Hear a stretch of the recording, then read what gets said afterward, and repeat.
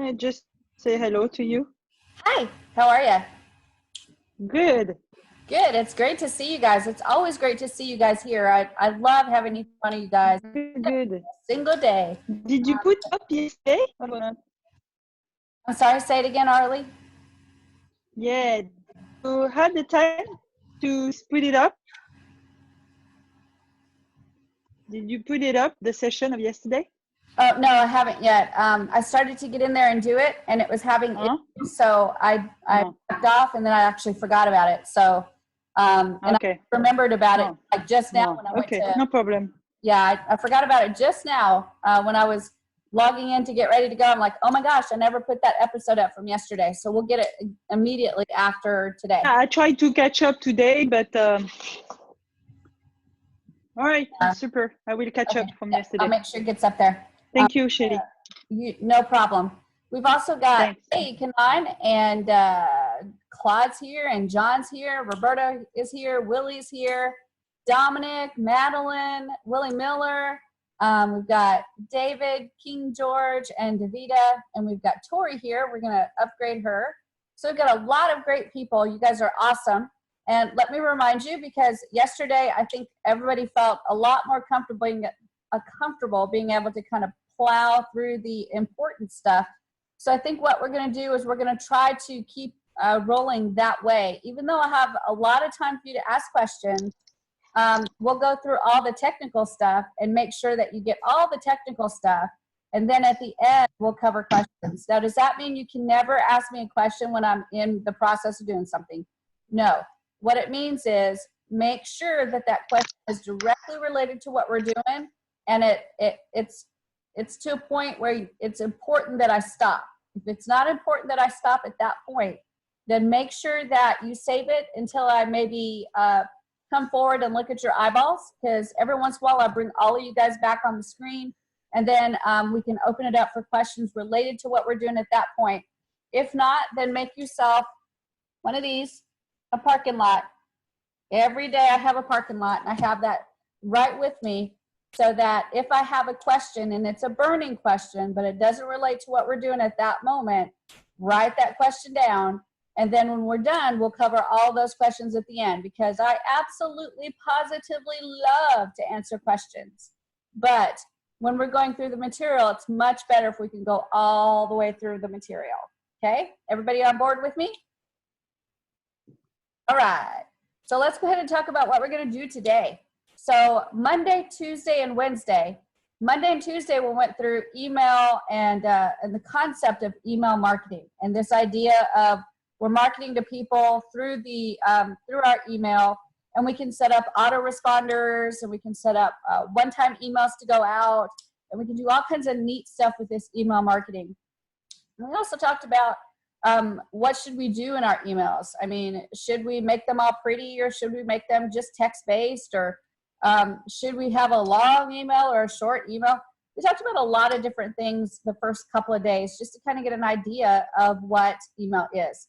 And then yesterday was the first day that we kind of plowed through and looked at the many different ways that we can make a subscriber list and an email sequence inside of Builderall. We looked at 3 ways. We looked at the long way, we looked at the short way, which was workflows, and then we looked at using Canvas. Now remember, with Canvas, we cannot make the subscriber list, or we cannot make the sequence in Canvas yet. So you still have to choose one of the 2 first ways to be able to decide how to make your sequence and how to make your email sequence, how to make your subscriber list and how to make your email sequence. But then once you make them, it's really easy in Canvas to connect them to your website. And we went through an example of that. And we'll do that again today. That'll be another one that we do today. So today what we're going to focus on is actually going in and creating our web pages. And we're going to create a simple web page with an email confirmation page and a thank you page, so you can see how to start collecting those emails to add to your email list, so that now we can start sending out emails to them. Okay, so that's what we're going to focus on today. We're going to plow through the technical part of it. Probably won't take us very much time, because it just doesn't take too much time to make that. We'll look at doing it both ways. We'll do it in the Pixel Perfect, and we'll show how to do it like manually. And then we'll do like we did yesterday, and we'll do all of it in Canvas, and you'll see how fast it is to make it in Canvas. So I'm going to plow through that. Then once we get done with that, we're going to talk about headlines and how to make a good subject so that you can make sure that you hook your person in and bring them in to pay attention to your emails. So there's a lot of things that go into that, and we're going to talk about that today too. Okay, so any questions before we get started?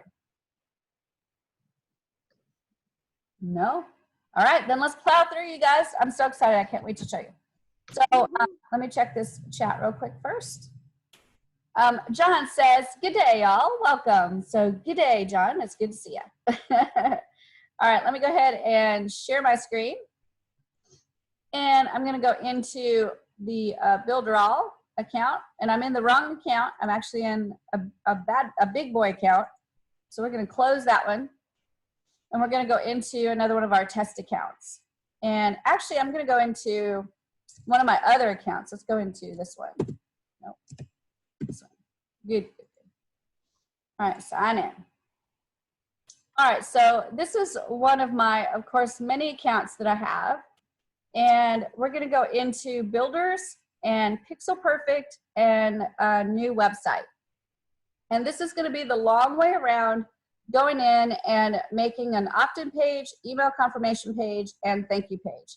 So to do that, I'm just going to do a blank page for you, or a blank website, so you can see everything I'm doing very clearly. If I pulled a template, all the colors and stuff on the page might confuse you. So if it's blank, you'll see everything I'm doing really well. So I'm going to go ahead and choose blank page. And then I'm going to choose this layout right here, which is the blank layout clean, which means it really, really is blank. I'm going to click edit. And then once I do that, let me close this editor window. Once I do that, it opens up into a blank window, or a blank page. And the very first thing I do every single time I start a new website is I click the save button. That way I'm saving that, and I can go back to it and edit anytime I want to later. So I'll call this email marketing version 1. Sounds good. So I'll click send. And then I'll click save. And now I've actually saved this website, so I can go back to it at any time and get to the last time that I saved it, which was just now. So if I lost it right now, I'd go back to it, it'd be a blank page. But you'll learn from me that save is your friend, and you want to be able to click that a lot. So now we're going to start off deciding how do we want the structure of this website to go. So the way I want to build it is I want to build it as an opt-in page. And then from the opt-in page, when they fill it out, I want them to go to an email confirmation page that reminds them that they need to check their email and confirm their email. And then from there, they need to go to a thank you page, okay? And this is a really typical funnel that we use to collect emails. On the opt-in page, we can choose to offer a free ebook to entice them to give us their email. We can offer them a checklist. We can offer them a report. We can offer them a free piece of software. We can offer them some free graphics. Whatever you've got to offer them that you can afford to give them and not give away the farm, and still be able to trade for their name and their email address. And remember that this is going to be a double opt-in list. So it's not going to be a problem, because they'll have to check their email to confirm it, and then they won't get their product unless they confirm it and end up on our thank you page. Okay, so that's really important to remember too. So let's go ahead and start building that. So opt-in, email confirmation, and thank you. So I'm just going to go right here to this first page, and I'm going to add some text on here. And we're going to call this the very first page of this lovely funnel. So we'll call this the opt-in page. Shelly, sorry to interrupt you. Are you recording this? Yeah, I think so. Let me check in the share area. Yes, it is recording. Okay, I don't see it on the Builderall Bootcamp. Sorry about that. Yeah, no, that's okay. I'm glad you asked. I was pretty sure I clicked it, but I've been known before to click it and then for some reason click it again and like cancel it out. So thank you very much. So I've got the opt-in page right here. And let me tell you why I'm only putting the opt-in page down here in the body, because if I put it up in the top here in the header, then every page is going to say opt-in page, because every page in this layout will have the same header and the same footer. So I have to put the opt-in page identifier right here in the upper part of the body, but not in the header, okay?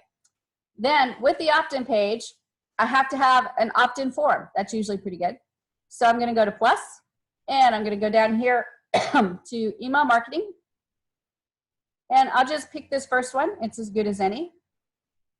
And now I have an email marketing form there. So I'm going to go ahead and click save. And save again, because I've done quite a bit to that page already.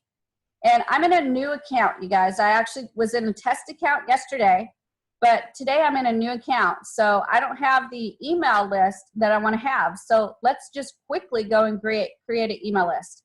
So I'm going to go to Mailing Boss, which is somewhere around here, right here. And in Mailing Boss, I'm going to click Access Mailing Boss. And then here's my Mailing Boss area. I'm going to do workflows because I can do it really fast in workflows. And then I'm going to pull in a list. I'm going to click edit for the list. I'm going to create a new list. And I'm going to say email marketing list 1. And I'll copy and paste that and copy and paste that. And I'll make it double opt-in and double opt-out and click create. Now we've got it created, but if you remember, I need to go in and edit a few things. So I'm going to go to update list.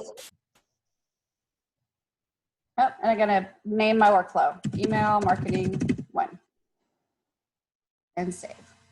There we go. Okay, I'm cooking with gas now. So I'm going to go ahead and click this again, and we'll go to update list. And here's where I'm going to update my list information. If you remember, we need to go into advanced. And I need to make sure that the from email is exactly what I want it to be. And right now it's showing as builder@teamawesome.com. And if I scroll down, you can see how many emails I have. It's absolutely ridiculous. But I will find one that we can use. Let's go to Shelly Turner. My goodness, I have so many. Let's do Shelly@.com. That's really good. And then if I had a page made already for the subscriber exists, I could put that URL in here. Because we're training, I'm not going to create that one today. But if I wanted my subscribers to be redirected to a regular page instead of that but ugly page, I would put the URL right there. So I'll click Save Changes on that. So that saved my advanced settings. Now I'm going to go to my company details. And right here is where I would change the company details of this subscriber list if it was different than my default information, okay? So that's how I change that information. Then when I'm done, I click Save Changes, and it saves all that for me. Now I'm going to click Email Marketing List 1 to go back to the overview. And so I'm back on my workflow, and I'm going to click that again to take a look. And right here, I've got Create and Edit List Fields. When you create a subscriber list from the workflow, it only creates one field, and that's the email field. So I'm going to click Create and Edit List Fields. And you see that the only one it has in there is the email field. And I want first name as well. So I'm going to add a field, and I'm going to call it first name. And I'll label it F name. I'm going to make it required. And then the other thing that I want to do is the sort order. So I want to put first name as number 1 and email as number 2. And when I got that done, I'm going to click Save Changes. And so now my subscriber list has the correct information in it, including the from email, right? I had to specifically choose a verified email to do that. It has my company information that I want in there. It has both fields that I need, the F name and the email. So my subscriber list is ready to go. Now I need to create an email sequence. So I'm going to go back into design, and I'm going to click this arrow right there. And I'm going to go to email sequence, and then I'm going to create a new sequence, and the name of it is Email Marketing 1 Sequence 1. Go. And the list is email marketing 1. I'm going to send to future subscribers, and I'm going to set up 5 emails, and I'm going to click create.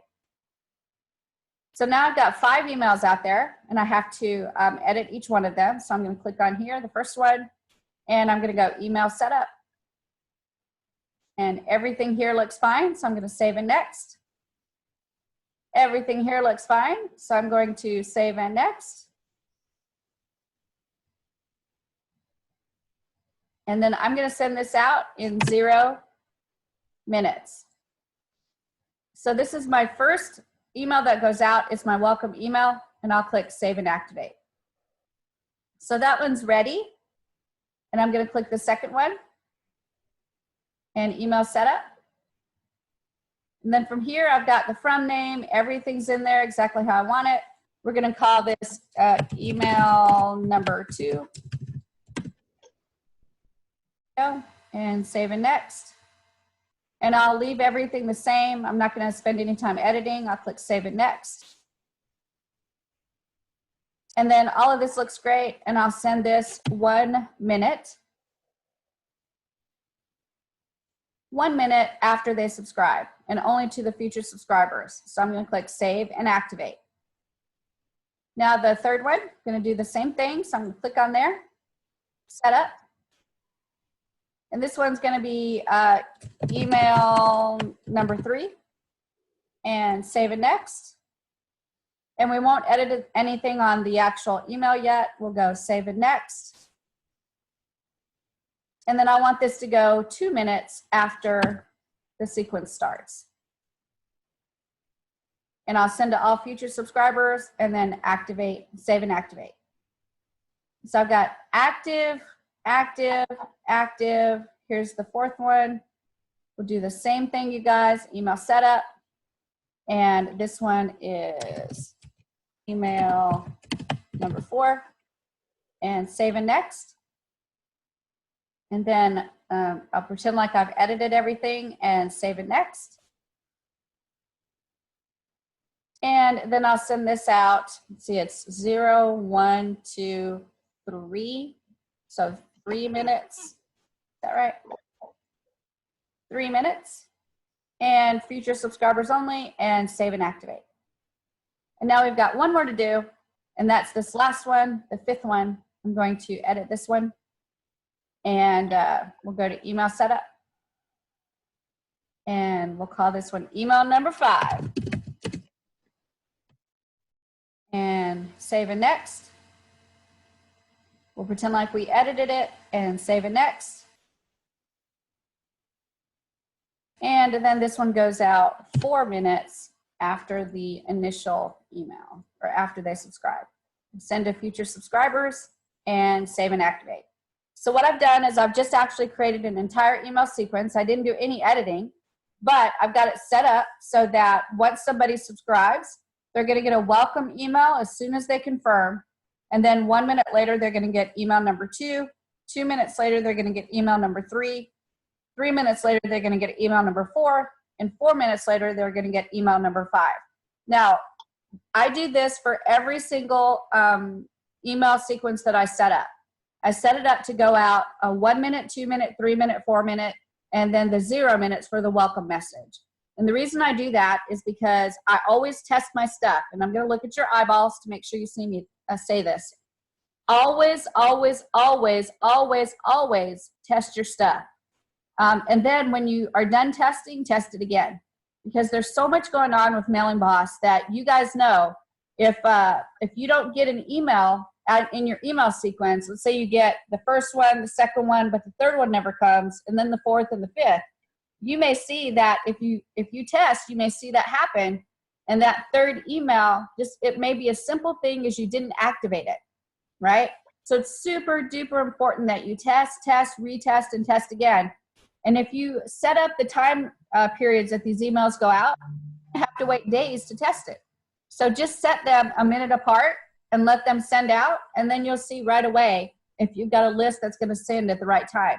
And then if everything's working right, that's one of the last things you do is go in and change the time to the correct day that you want it to go out.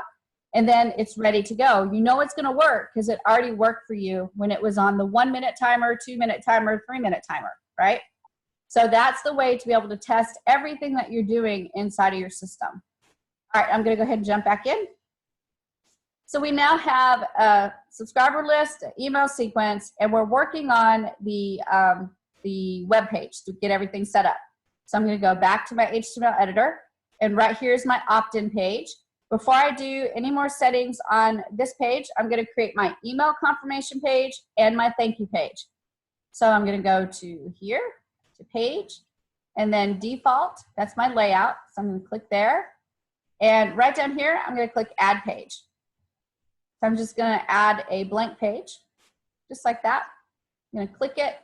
And this one I'm going to name email confirmation. And click confirm. And now we're on that page. I'm going to put some text on there so that we remember it's the email confirmation page when we hit it.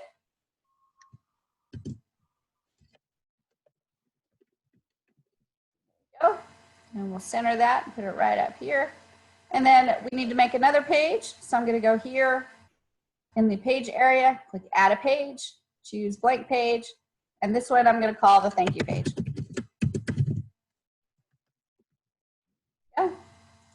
Confirm. And then we'll end up on that page, and I'm going to put some text on here to remind us it is the thank you page. So text, text. There we go. So now we have all of our pages created. We've got the opt-in form that's on the opt-in page. So let's go back there and configure our opt-in form. So I'm going to go back to the opt-in page, right there. And it's telling me, please configure the information of your email marketing email. So what it's telling you is, oh my gosh, put some information in your opt-in form right now. So we're going to go ahead and right click it, and we're going to go to configure. And this is going to allow us to connect to MailingBoss. So I'm going to click configure. And we've got a lot of choices here. We're going to choose MailingBoss. I'm going to click that. Now it's going to go into my account, and it's going to show me all of my different email subscriber lists that I have. There's my email marketing list 1. So I'm going to click on that. And I want you to notice that it pulled in the first name in the email. If I had different fields, it would pull those in. If I had the first name as a 2 and the email as a 1, it would flip these and put it in a different order. So it's really important that you remember when you use an email marketing form, it's going to pull the exact fields that you have for that subscriber list, and it will pull it in the exact order. So if you want to change the fields or change the order, you have to do it in MailingBoss under subscriber list, under fields. Okay, write that down because that's one thing, if you don't know, that's a hard one to remember. Okay, so I'm going to go ahead and save because I've already done a lot. I've added some pages and stuff like that. And now I'm going to go in and I'm going to right click and I'm going to go to change URL. And when I click that, I have a couple of choices here on what I want to do with this opt-in form in this page after they fill out the opt-in form. So first of all, the language is English. That's an easy one for me. And then it's pending subscribe. So what does that mean? When they fill out this opt-in form and you have a double opt-in list, they're not subscribed yet. They're pending. They're still waiting because they haven't checked their email and confirmed yet. So where do you want to send them while they're waiting to get their email? Where do you want them to go? And that's that email confirmation page. So I'm going to click where it says no action, and I'm going to choose page. And then from here, I can click the down arrow and choose the email confirmation page. When I click that, then all I have to do is click OK. And now what will happen is they'll fill out that form and they'll click submit, and it will take them straight to the email confirmation page. And typically on the email confirmation page, we have something like, congratulations on subscribing, but you have a couple more steps. Step 1, check your email. Step 2, click here link to confirm. Step 3, welcome to the list. Oh, by the way, don't forget to whitelist our email so you can continue to get valuable emails from us with amazing offers. So that's what you're going to want to put on your email confirmation page. I did put an example of an email confirmation page in your resources for Tuesday. Actually, let's go check that out so you can see what that is. So let me go to Builderall Bootcamps.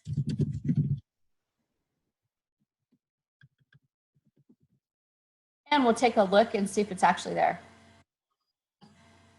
Well, I spelled it wrong, you guys, sorry.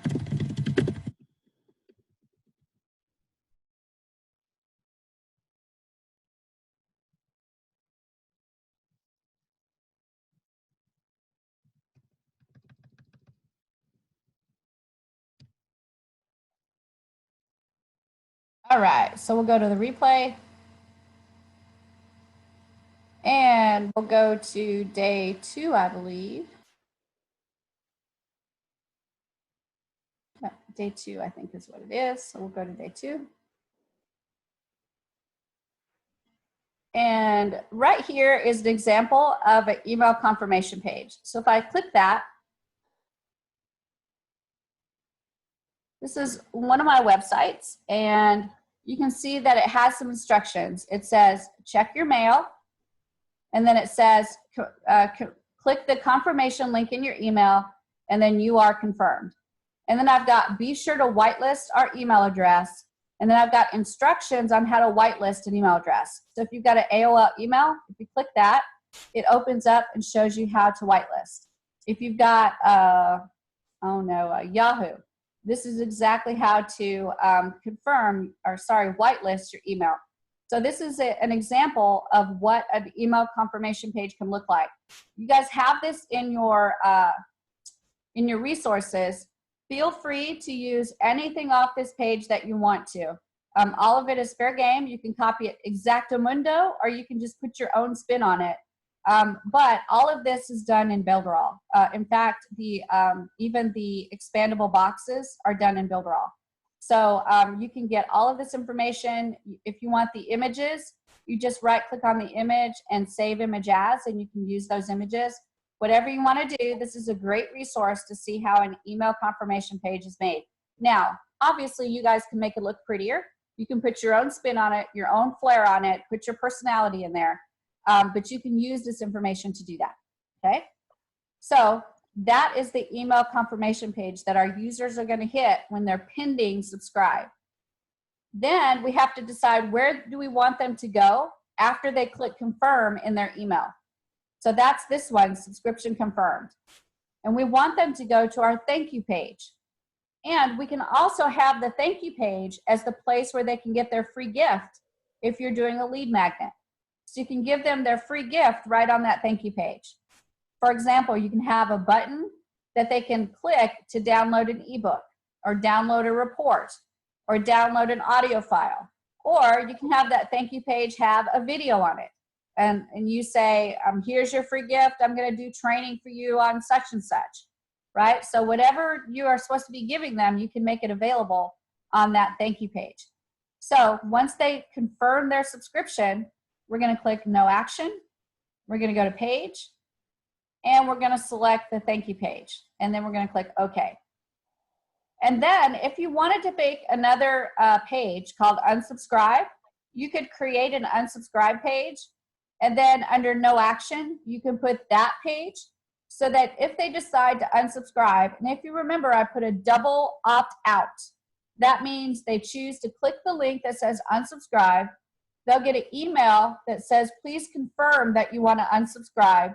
When they click the confirm, they'll end up going to whatever page we put right here. And that page can say something like, we're so sorry to see you go. We really would like you to stay, but we understand that sometimes people get overwhelmed with a subscriber list. So if you ever want to join us again, here's the link where you can join us again. Okay? So your unsubscribe page might say, something to them to try to encourage them to resubscribe. All right? We didn't make an unsubscribe page, so we're just going to leave that as no action. And I'm going to click confirm. And everything's been saved, so I'm going to click confirm again. And now I'm going to go ahead and click save. And save again. And now we've actually done all of the basic things that we need to do to make this entire funnel work. The only thing we have left is to publish the page. So I'm going to go back into my dashboard, and I'm going to go to Builders and drag and drop and My Sites. And I'm going to go in there and I'm going to actually publish this particular website so we can actually see it work and see the subscribers going in. So hopefully it'll pull it up. There we go. I'm going to type in a search. I've got a lot of sites, so we'll see if we can find it by searching. There we go. Email marketing version number 1. So right now it is not published. That means people cannot get to that website even if they tried to. But I'm going to go ahead and publish it to make it available. So I'm going to click this little globe button right here. When I do, it says, "Are you really sure?" And I'm like, okay, yeah, let's do this. So now it's going to go through the process of getting it ready to be able to show it on the internet. And it's going to go through, it's going to reload the page, and there's going to be a little bitty change to it. There we go. So now we can actually see that same website, but I want you to notice that it's not gray like this anymore. It's actually blue. That means it's a clickable hyperlink. We can actually click it and it will go to the website automatically for us. So let's go ahead and click and see what it looks like. Yeah, it's pretty plain. It's very, very plain. We didn't make it pretty, but we did make it work. So let's go ahead and test it out. I'm going to put the link inside of the chat, and you guys can actually fill this out as well. If you don't want to use a real address, that's okay. You just won't be able to confirm it. But if you would like to use a real address, you can absolutely do that too. So let me drop in the link here. And we'll go to all panelists and okay. So now if you want to, you can actually jump in there and add an email. And then I'm going to show you a couple things in the subscriber area. So let me go back to share my screen.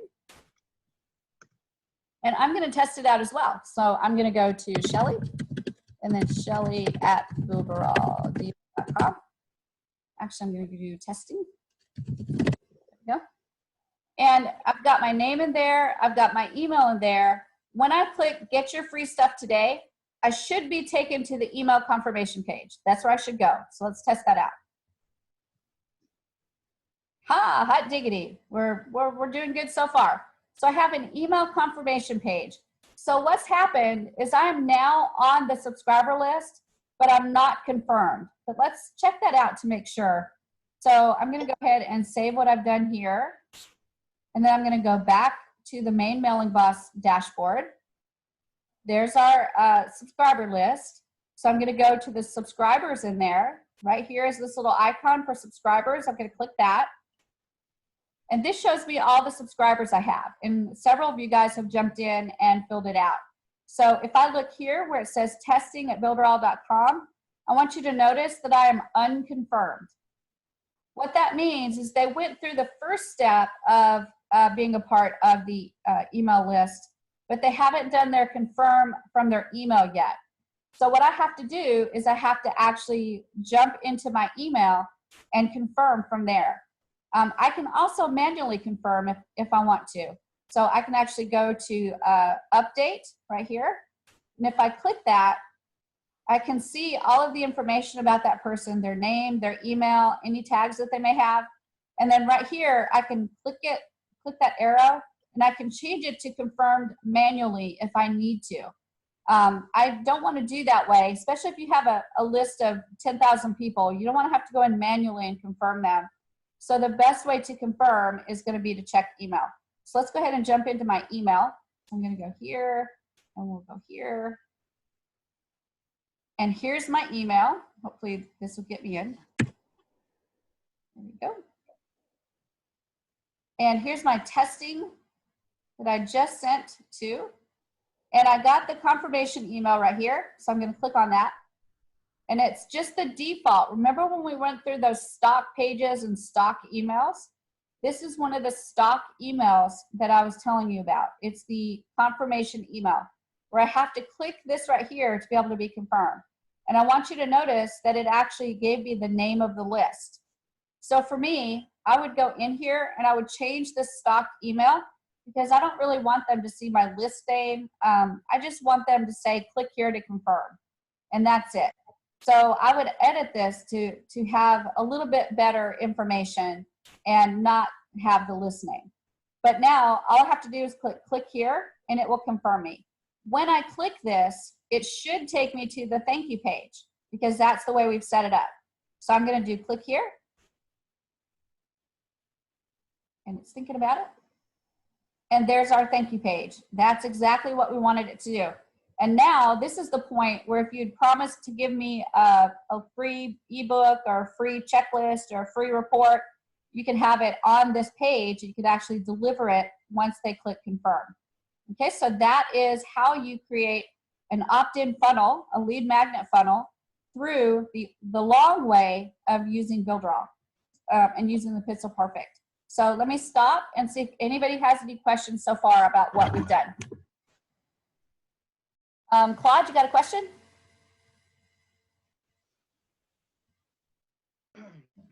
You kind of answered it just a second ago with when you first go in and name your list, you have the list name, the display name, and the description. So in that confirmation or please confirm email, right? You just showed that the list name pops up.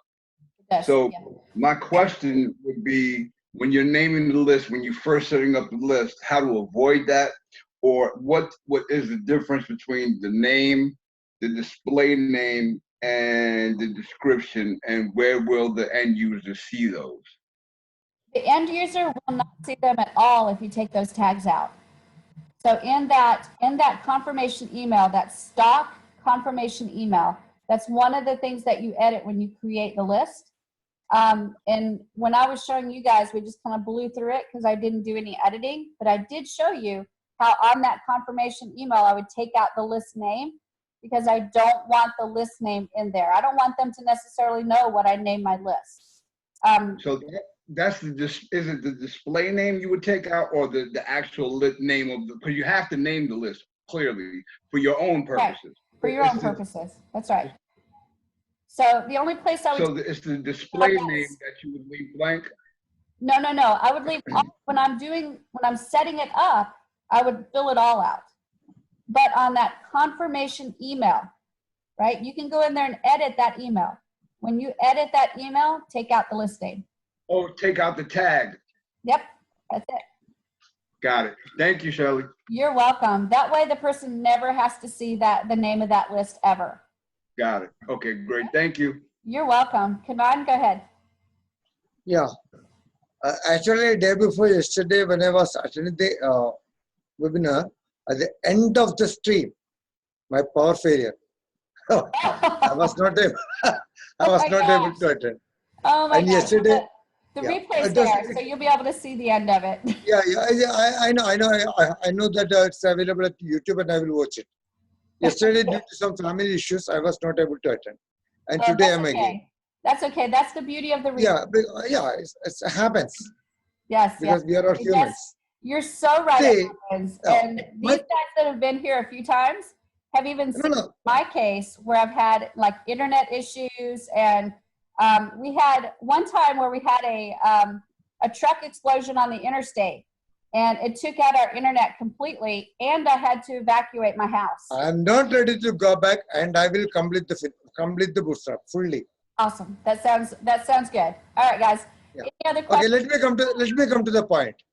Oh, okay. Let me come to the point. So as of now, you have described about the process, how the funnel works.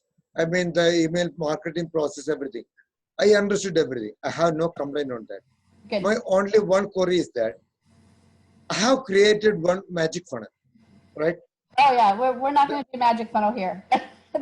Magic funnel means when any person writes his name and email ID, there is no password. It will directly take him to the thank you page. There will be some descriptions. After that, when he go ahead, he will be reaching to the Builderall platform. That is my magic funnel. On that case, at the same time, when he enters the email ID, I am grabbing all this email into my separate mailing list. Mm-hmm. I'm having that all this email ID into my separate mailing list also. Automatically, I am doing that. That's good. But still, my email is not going to his inbox. I'm not able to send him any inbox. We're getting there. We're getting there, Kanan. We're still working on the technical part first, okay? Yeah, sure. There is no dispute on technical part. Okay. We I will have no dispute. It works fine. we'll work on it. Let me tell you my concept. Well, wait, let's move first. Hold it for Yeah, me. sure. We still Carry have a on. lot of stuff. So if you'd be so kind, hold it for me, and we'll get to it at the very end, okay? Because I still have a Sure. lot of stuff that I want to show you guys, and I don't want to break it up too much because new people get really, really lost, okay? Sure. And so hold on to me. I want to answer your questions. All right, guys. We have a lot of time here. Awesome. Yeah, and I got all day with you guys, so it's all good. I can understand. Carry on. Any more questions about what I've shown you so far? Gabriel? Yeah, I have a question. I don't know if this is possible. When we choose on the opt-in page and you chose Mailing Boss, you had a bunch of options there, including Get Response. Would I be able to choose 2 of the platforms just in case as a backup, something happens with one of the platforms goes down and I don't need to move all my subscribers to the other platform and have another campaign ready there?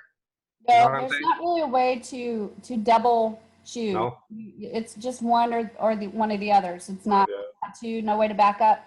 In fact, we've already talked before about the fact that if you do a single list and then try to do several websites that are going to that single list, it'll actually get confused as well and send them to the wrong email confirmation page or the wrong thank you page. No, I don't want to set the campaign to active to go. It's just to copy the emails and the subscribers on another platform.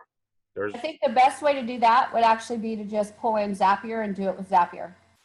Oh, okay. Thank you. That would be your best option. Yep.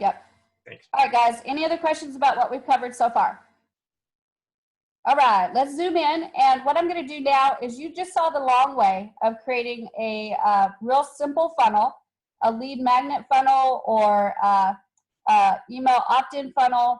We're going to do the same exact funnel, but we're going to do it through Canvas, and we'll do it exactly like we did it yesterday. So you're going to get to see me do this again from yesterday. And I think Kanan was saying that he got disconnected, so he may actually want to watch this because he may have missed it yesterday. So let's go ahead and share my screen. And we'll go back over to our dashboard. And this time I'm going to go into Builders, and then I'm going to go into Canvas right here. So I'm going to click Canvas. And from here, I'm going to go ahead and there's a beta announcement. So it's reminding you that there's going to probably be some glitches and issues with Canvas because it's still being developed. All you have to do is click yes. Now I'm just going to go in and add my funnel, and I'm going to name it. So email marketing 1. And then I'll just copy that and put that in the description. Just like that. And then I'm going to click next. And now it's going to let me actually pull in a funnel. And actually the free ebook is the exact funnel that we're building, but I don't want to make it that easy. That's too easy. We're going to actually do just blank, and I'm going to show you building one from blank. Okay, so I'm going to click the blank, and then I'm going to do create. And now we're starting with a blank canvas, and that's exactly what we're in is Canvas. That's so cool. And I'm going to click the plus sign. And the first page I'm going to add is the opt-in page. That's the easiest one. That's where we start. So I'm going to click that one. And so there's my first page right there. That's my opt-in page. And off of my opt-in page, I want to make sure that I have the ability to have the opt-in form. So I'm just going to click this 3 dots right here, and I'm going to add an app. When I click add app, I can choose to create a pop-up or a form. I'm going to choose form. And so now it's added a form on there for me, right? And now on this form, I'm going to go ahead and go in and edit. So I click the 3 dots again. There's my form information. I'm going to click on that. And here's where I choose to connect to Mailing Boss. So I'm going to click select service, choose Mailing Boss, and then select list. And I'm going to choose the email marketing list 1. Now I have the ability to create the email confirmation page, the subscription confirm page, and the unsubscribe page. So I'm going to start with subscription confirm. So I'm going to click plus, and I'm going to find the email confirmation page. So right there. and you'll see that it's connected to the actual form. Then I'm going to click these 3 dots again, and I'm going to go back to form, and I'm now going to choose the confirm page. So I'm going to click the plus, and we'll go to the thank you page, because that's what that's supposed to be. So I'll click thank you. And so now we have a thank you page, and notice that's coming off the form. And then if I wanted to, I could click these 3 dots, and I could go back to form, and I could actually create my unsubscribe page as well. So I'm going to click cancel, and I'm going to find a page that will serve as an unsubscribe page. So let's say generic is good. And there's our unsubscribe page. Now it says generic, but I want to name it unsubscribe so I remember what it is. So I'm going to go to these 3 dots, and I'm going to just click where the name is, and I'm going to type unsubscribe. And now I've got that one labeled correctly as well. So we've got our opt-in form, we've got our thank you, we've got a confirmation email page, we've got our unsubscribe page. Now we need to just think of get a theme for each of these pages. So I'm just going to click the triple dots. I'm going to go to page theme. I'm going to select a theme, and we'll just click the first one there. Doesn't really matter too much.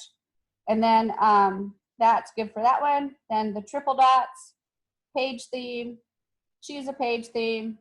First one, that'll work. And then the confirmation email, page theme, choose a page theme.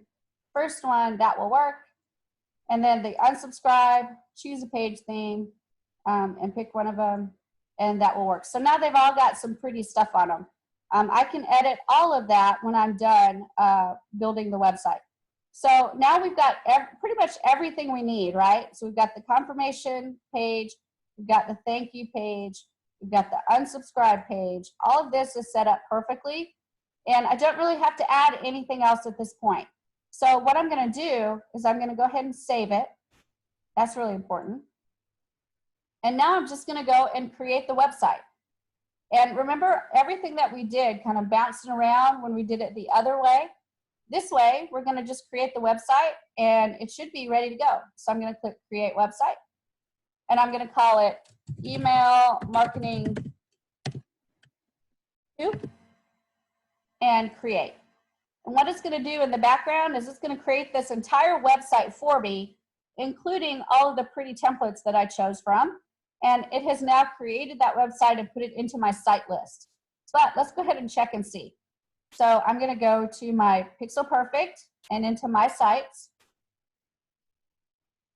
And we'll let it load again, just because we can. And then once it loads, I'm just going to put that search in, the email. And right here is email marketing 2. That's what we just created with Canvas. I can't check it at all because it's actually not published. So let's go ahead and first take a look at the inside of it. So we'll go to edit. So I'm going to click edit.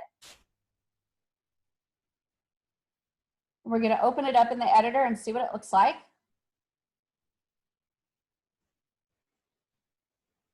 And the first thing it says is please configure the information for your email marketing. So it's telling us, oh my gosh, please finish that information. But actually we did it through Canvas, so everything should be there. So let's first take a look. I'm going to right click and I'm going to go to configure and mailing boss. And it should be that this one is checked, and it is. So it had the exact right list configured. So that's fantastic. Then I'm going to right click and I'm going to go to change URL. And you see that it's got the correct pages in there. It's got the confirm email page, the thank you page, and the unsubscribe page. So everything is set up there. And now we're going to check to make sure that the thank you page is there. And there's a thank you page, there's the confirmation email, and there's the unsubscribe. So everything is exactly there where we need it to be, and connected and ready to go. So this one is actually fabulous. It works fabulously. I'm not going to publish it though, because it's got the same settings as the other website, so it'll cause problems when we're trying things out and do things. So I won't publish it. Sherry, one question. Stop it, please. Oh wait, what was our question? Yeah, the one question there. I think that you had the row changed, that it was first name first and then email. But now when it when you choose the email marketing list 1, It says first email and then first name. Oh, let's check that because I didn't even notice. Yeah, it does. It does have that. So let's configure and Mailing Boss and email marketing list. And now it flipped it. Okay. So if it's in the wrong order, I just have to make it connect again, and then it's fine. Okay. So does everybody see how to set up a small funnel like this with Canvas? Are you happy with the way we did that? Yeah, super easy, right? And it took like just actually seconds. When you're doing this and not actually teaching, you can just literally drop and drag, connect, do it, and then boom, generate, and it generates everything for you. This process is going to get better and better as we add more apps into the system. Right now, the two apps that you can pull in are the form and the pop-up. Those are two of them that you can create with the pages that you create. But there'll be more coming, and they'll have more features to pull in Mailing Boss, including being able to create your subscriber list from Canvas and create your email sequence from Canvas.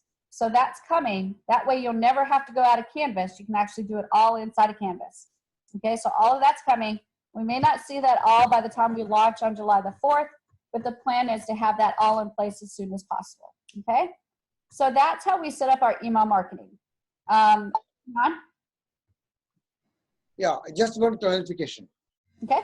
Because just one clarification on this canvas. Okay. The thing is that when we create the canvas, we make the blueprint, right? Mm-hmm. We are making the blueprint the right path, doing the canvas. Through the canvas, we are making the right path.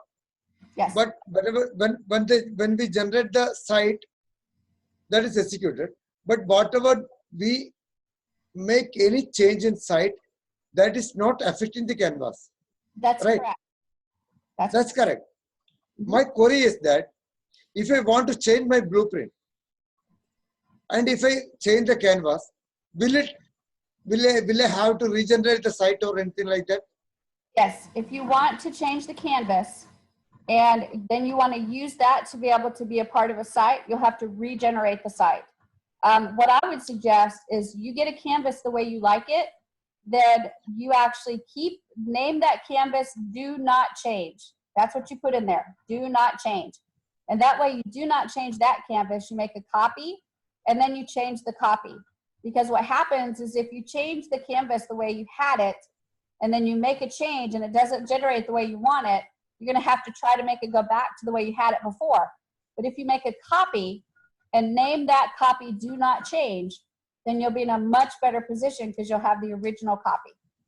So, okay, what I understand is that once I confirm one canvas, I make it as do not change it. That's a template, technically, right? Yes, and just remember that Canvas and your website. Canvas, but according to my that's my blueprint. Yes, and once you generate the site, it's no longer connected to Canvas anymore. Okay, so what I'm asking is that, my query is that I keep the canvas, I take a copy, and I want to change something in the canvas. And after make a change in canvas and I regenerate the website, will the website will be regenerated or not? The website creates a new website. You'll have to rename it and you'll have to create a new website. This is not being overridden. Yeah, it will not override it. If you have to, so whenever regenerate means it is created new website. Yep, it does. Let me show you, just to make sure you understand. Let's go ahead and jump in. This is actually an important thing that you guys need to know. So let me find where Canvas is. So you saw me create a website, right? And we named it Email Marketing 1, I think, or Email Marketing 2. So if I made a change to this, and now I want to create a website again, I just click Create Website, and now I have to name it. So I'll name this one Email Marketing. Oh. And so now I'm going to name this one Email Marketing 3 and create. And it's going to do its magic down in the back. It's created it. So I click OK. Now I'm going to go back to my, my list. So I've got email marketing 3 right here. Let's go ahead and click refresh. Technically, it is not going to be overwritten. Yeah, it will. You cannot override it, but you can create a new one. Okay, so I've Okay, that's enough. That's it. Just want to clarify that point only. yes, that's Just want to clarify the point that it is going to be overwritten the existing website or going to create new website. That's all. it. That's exactly it. Yep. It's going to be created new website. Yep. So you saw That's it. email marketing 2, which was the first one I created with you guys just a minute ago. And then I had email marketing 3, which was the second one I created from the same exact canvas. Got it. Got the point. Got the point. Okay. Great. Yeah. Okay. Get it. All right, you guys. Now we're going to actually talk about. We've covered how to do the subscriber list. We've covered how to do the email sequence, and now we're going to talk about how to actually create your subject lines. And this is actually a fun one for me because I like to kind of bust out of the box a little bit and not quite be conventional. That's my personality. Your guys' personalities are going to shine in your emails as well. So we're going to talk about how to create subject lines because that's like the first thing that they see. That's going to hook them and want them to open their email. So let's talk about first the anatomy of a email. Okay, so let me pull up a picture real quickly, and we'll see if we can find this. I think it's in my graphics area. Hang on. There we go. And now, oh hey, I made money. Yay me. Let's see, anatomy. All right, I don't have it in there, so I'm going to Builderall boot camps. There we go.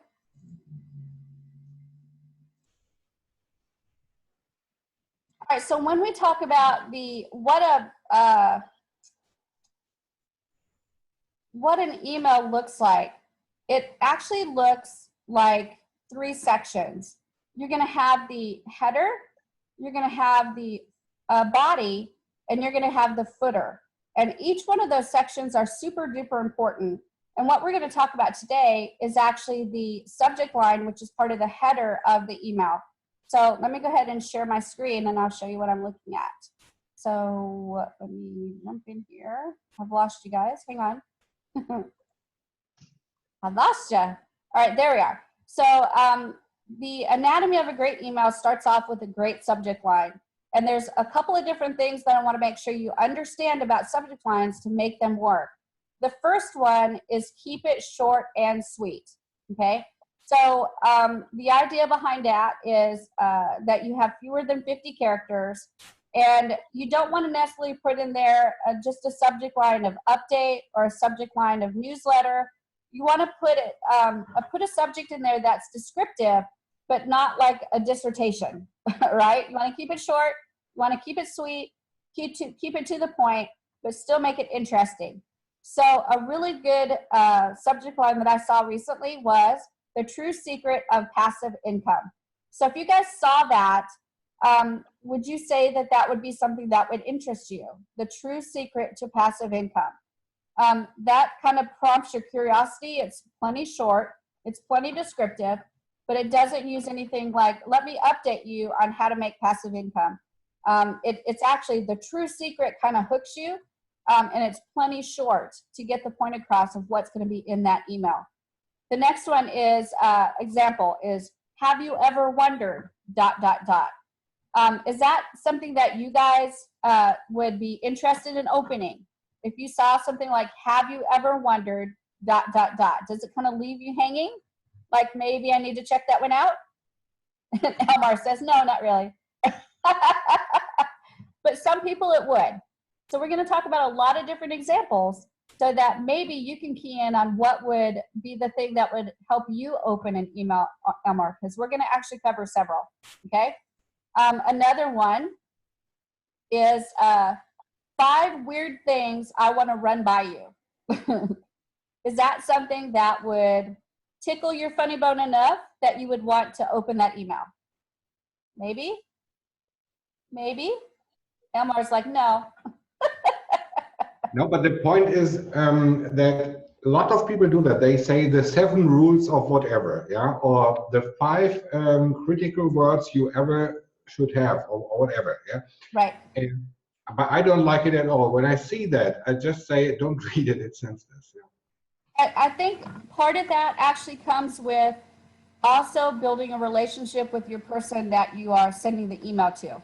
Because a lot of these examples that I'm going to show you today are examples from people that I like their emails and I open their emails. So when I get an email from Pat Flynn that says the true secret to passive income, I know I'm fixing to get good value in there. And when he says the true secret, he's going to give me something in that email. Hanan? Yeah, I just want to come to one point only. For that point only, I am not getting any response from Builder. The thing is that whatever the reasons, the procedures, whatever you do, when we, even if it is a new email, business email, whatever the case may be, if you do it from MailChimp or Aweber, it goes to inbox. But only in Builder, you have a lot of restrictions, lot of conditions, things that we have to maintain a list like that. We have to ask client to be into whitelist. Then only it will come to inbox. Why it is like this?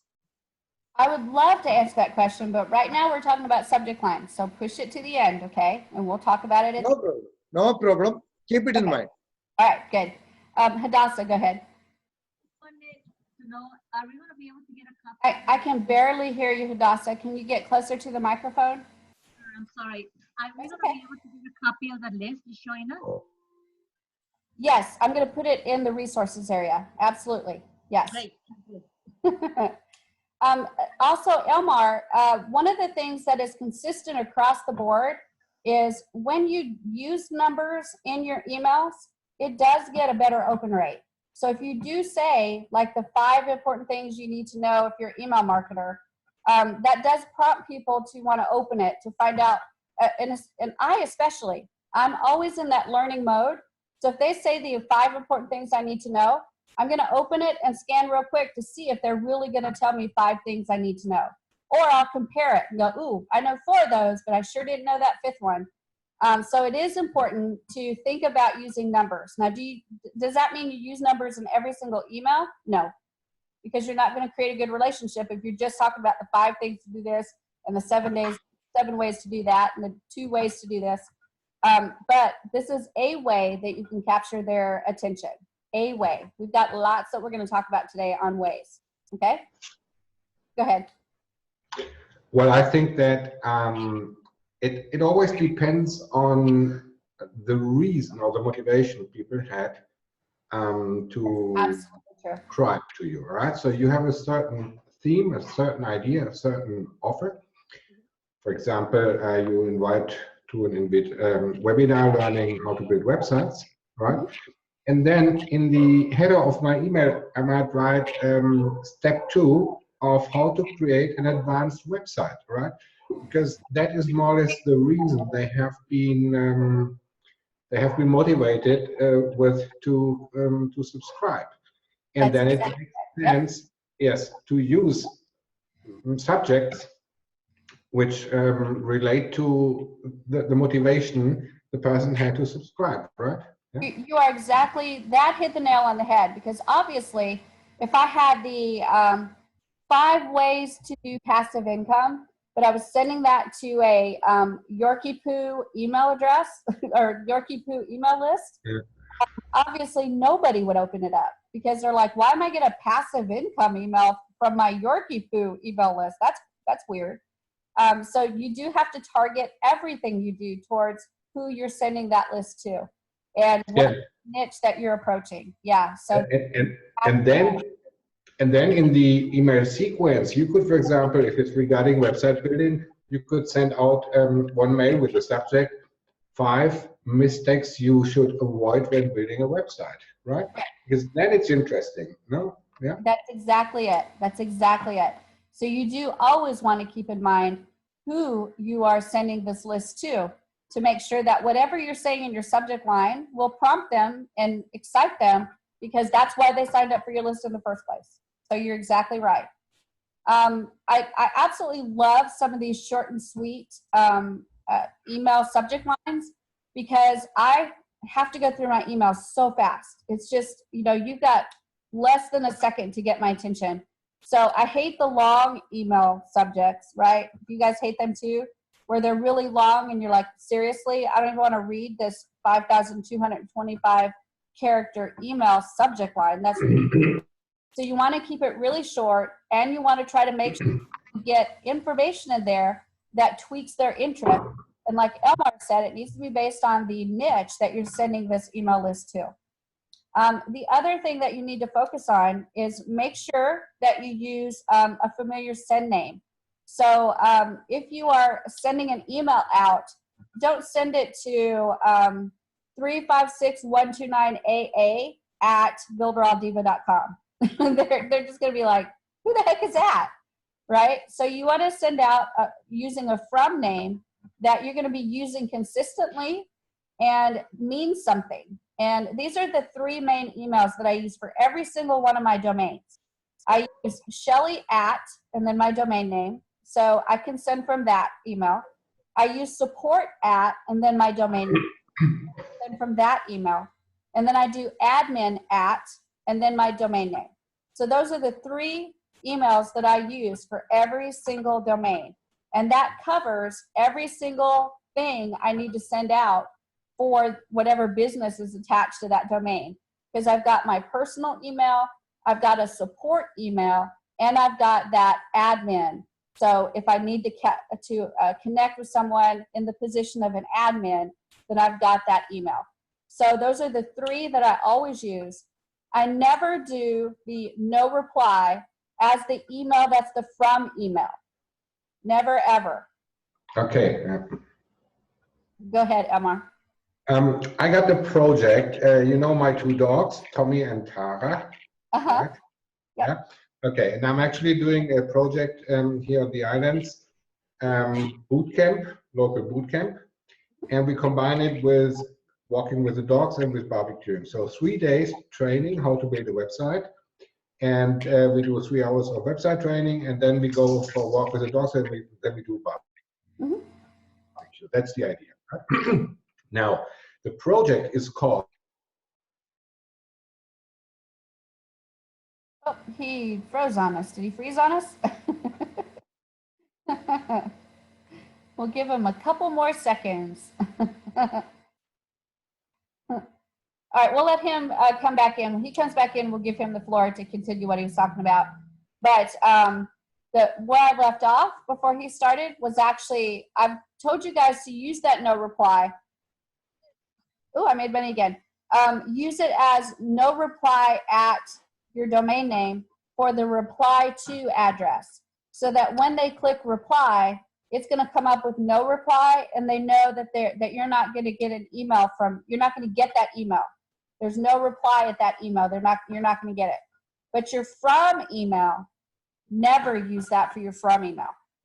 Because if I get an email from somebody that says no reply, I don't even bother reading it, because it doesn't matter whatever happens.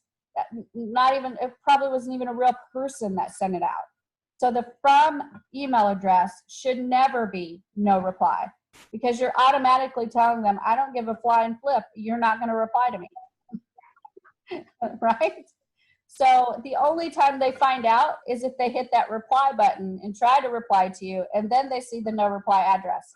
But when you're sending out, you need to send a real email address in the from email, so that you don't get discredited like automatically. Okay? So never ever use the no reply address as the from email. Only use it as the reply to email. Elmar back. So Elmar, would you continue what you were saying when you back. So my question is, the project is called Tommy and Tara, and they have their own website. All right, so their website.com, whatever. And also they do have their own email, of course. The project has their name. but the company behind it is another company, and this company has its own email and its own website. So how would you send the emails? Would you use the project emails, but then in the footer of the email, you have to put the real company, the real website, and so on, right? Or how would you do that? I don't know, because I don't know how you're trying to brand it. If you're trying to brand it as the dogs are like front and center, then maybe send it from the dogs. That'd be kind of quirky, and it would be kind of different. And your people that were receiving the emails, oh look, Tommy and Tara sent me a email, right? Or if you want to look more professional, right, and not necessarily put the dogs up front, then you put the company email. It just really depends on how you want to be seen and how you're trying to brand yourself and how far out in front you want the dogs. Can I add additional tags into the email footer? So, for example, that there's written Tommy and Tara is a project of XYZ company? Yeah, absolutely. Yeah. Yes. Okay, good. Yes. Yes, I would suggest that you do that, because if you do try to brand the doggies and your doggies are so visible, the company may actually start to disappear and all that. So you do want to maybe add something like that into the email so that you can say something quirky like Tommy and Tara own company, or they are the proud owners of blah blah company, or something like that, to just make them almost anthropomorphic. Is that what that's called? You kind of make them human. It's up to you. It just really depends on how you want to brand everything and what you want it to look like to your customer. And how do I add such a tag in the footer of my emails? You can just type it in. It doesn't have to be a tag. You can actually just type it in. Fool me once, shame on you. Fool me twice, shame on me. Whoops. No, we just saw the other night. There we go. Did that make sense, Elmar? That you can just type it in the footer. All that area where that company name is and that unsubscribe, all of that you can actually type in there too. So if you want to add it to the bottom, you absolutely can. Okay, right. Okay, cool. That was my question, how to do that. Yep, absolutely. Kanan had a question, and then Willie has a question. No, carry on. Oh, okay. All right, Willie. I have time. Hey, Shelley. I'm not going to leave you. I have time. You carry on. Okay, good. Thank you. Go ahead, Willie. Hey, Shelley. To answer his question, is something in Bitterall called So Tell Us. They give reviews, and they always have the positive reviews, but you can get the negative reviews also. It's free. Yeah, and it's in that special area. So if you go into the left-hand column of your menu, and you look in, I think it's either special products or special training or something like that. Special add-ons. Yeah, special add-ons, yeah. You'll see the So Tell Us, and you can check that out and see if that's something that you might want to use as well. And they'll put the reviews down at the bottom for you. Actually. Yep. All right, so I got another person. Let me pull him in real quick. So we were talking about the using a familiar name in your email, and then use that consistently throughout all your emails that go out. And then make sure you avoid the no reply as your from email. And then the next thing that I think is critically important, because I preach and harp about know, like, and trust, you want to make sure that the customer that you're talking to, that potential customer, gets to know you. They're not all going to like you, but some of them will really, really like you. And if they know you and they like you, and we get them to trust you, then they'll want to open your emails. They'll want to see what you have in your email, and they'll want to see your products, quite frankly, too. Make sure to use anything personalized that you can. And Builderall allows you to do that. When you're creating your emails, you can actually choose the first name and put it in there. And if you're collecting their last name, you can add that in there as a tag too. So whatever information you want to put in there to personalize it, that is a fabulous thing to do. And I try with all my emails to say howdy and then their name, and then do the actual information in the body of the email. Every time I can call them out by name, I get kudos, right? That's like a mental point for me. And they may not ever tell you, wow, Shelly used my name in an email, but it's just a mental thing, right? Instead of saying hello friend or saying, just jumping right into the message, I took the time to say, hello, King George. Hello, Elmar. Hello, Hadassah, right? So it just makes a difference, even though it's a little bitty thing to do. And also, if you can get the name in the subject line, that works too. So you might say something like, Shelly, are you ready for this? And if I see that in an email on a subject line, I might be ready for that. I might just want to jump in and check that one out. I might say something like, howdy, Shelly, your ebook is ready. Do you guys think that's better than just setting a subject line that says your ebook is ready? I think it's way better, right? Because it's personalized. And again, the name of the game today is personalization, getting them to see their name. It just creates, it furthers that relationship you're trying to create with that customer. But do you always have to use just their name? No, you can actually segment your list and maybe find everybody. If you captured maybe their address, you can find everybody that's in Mississippi. And you can say something like, is Mississippi ready for this amazing new tool? You're like, I don't know, I'm in Mississippi. Am I ready for that one?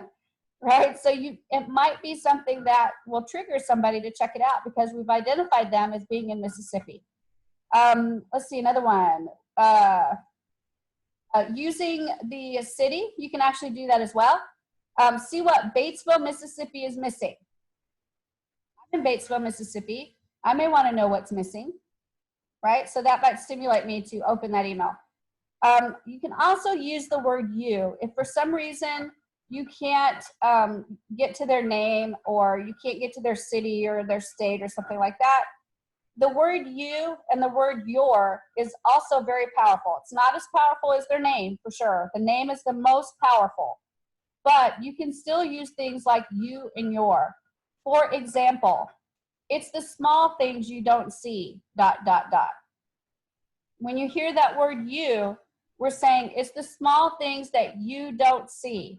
So I'm going to be, when I flash through there to look at that subject line, I might say, ooh, what am I not seeing? Right? So I'm automatically thinking about me. So that's another way to get their attention and grab their attention from a subject line. Another one, let me ask you a question. Subject line, right? That might be just enough for them to take a look at what that email is saying. Another one, do you know about product launch profiles? Do you know about product launch profiles? So you're asking them a question, you're asked specifically, do you know? And then you're saying specifically, do you know about this? That might be just enough to prompt them to want to open that email to find out more about product launch profiles. Okay?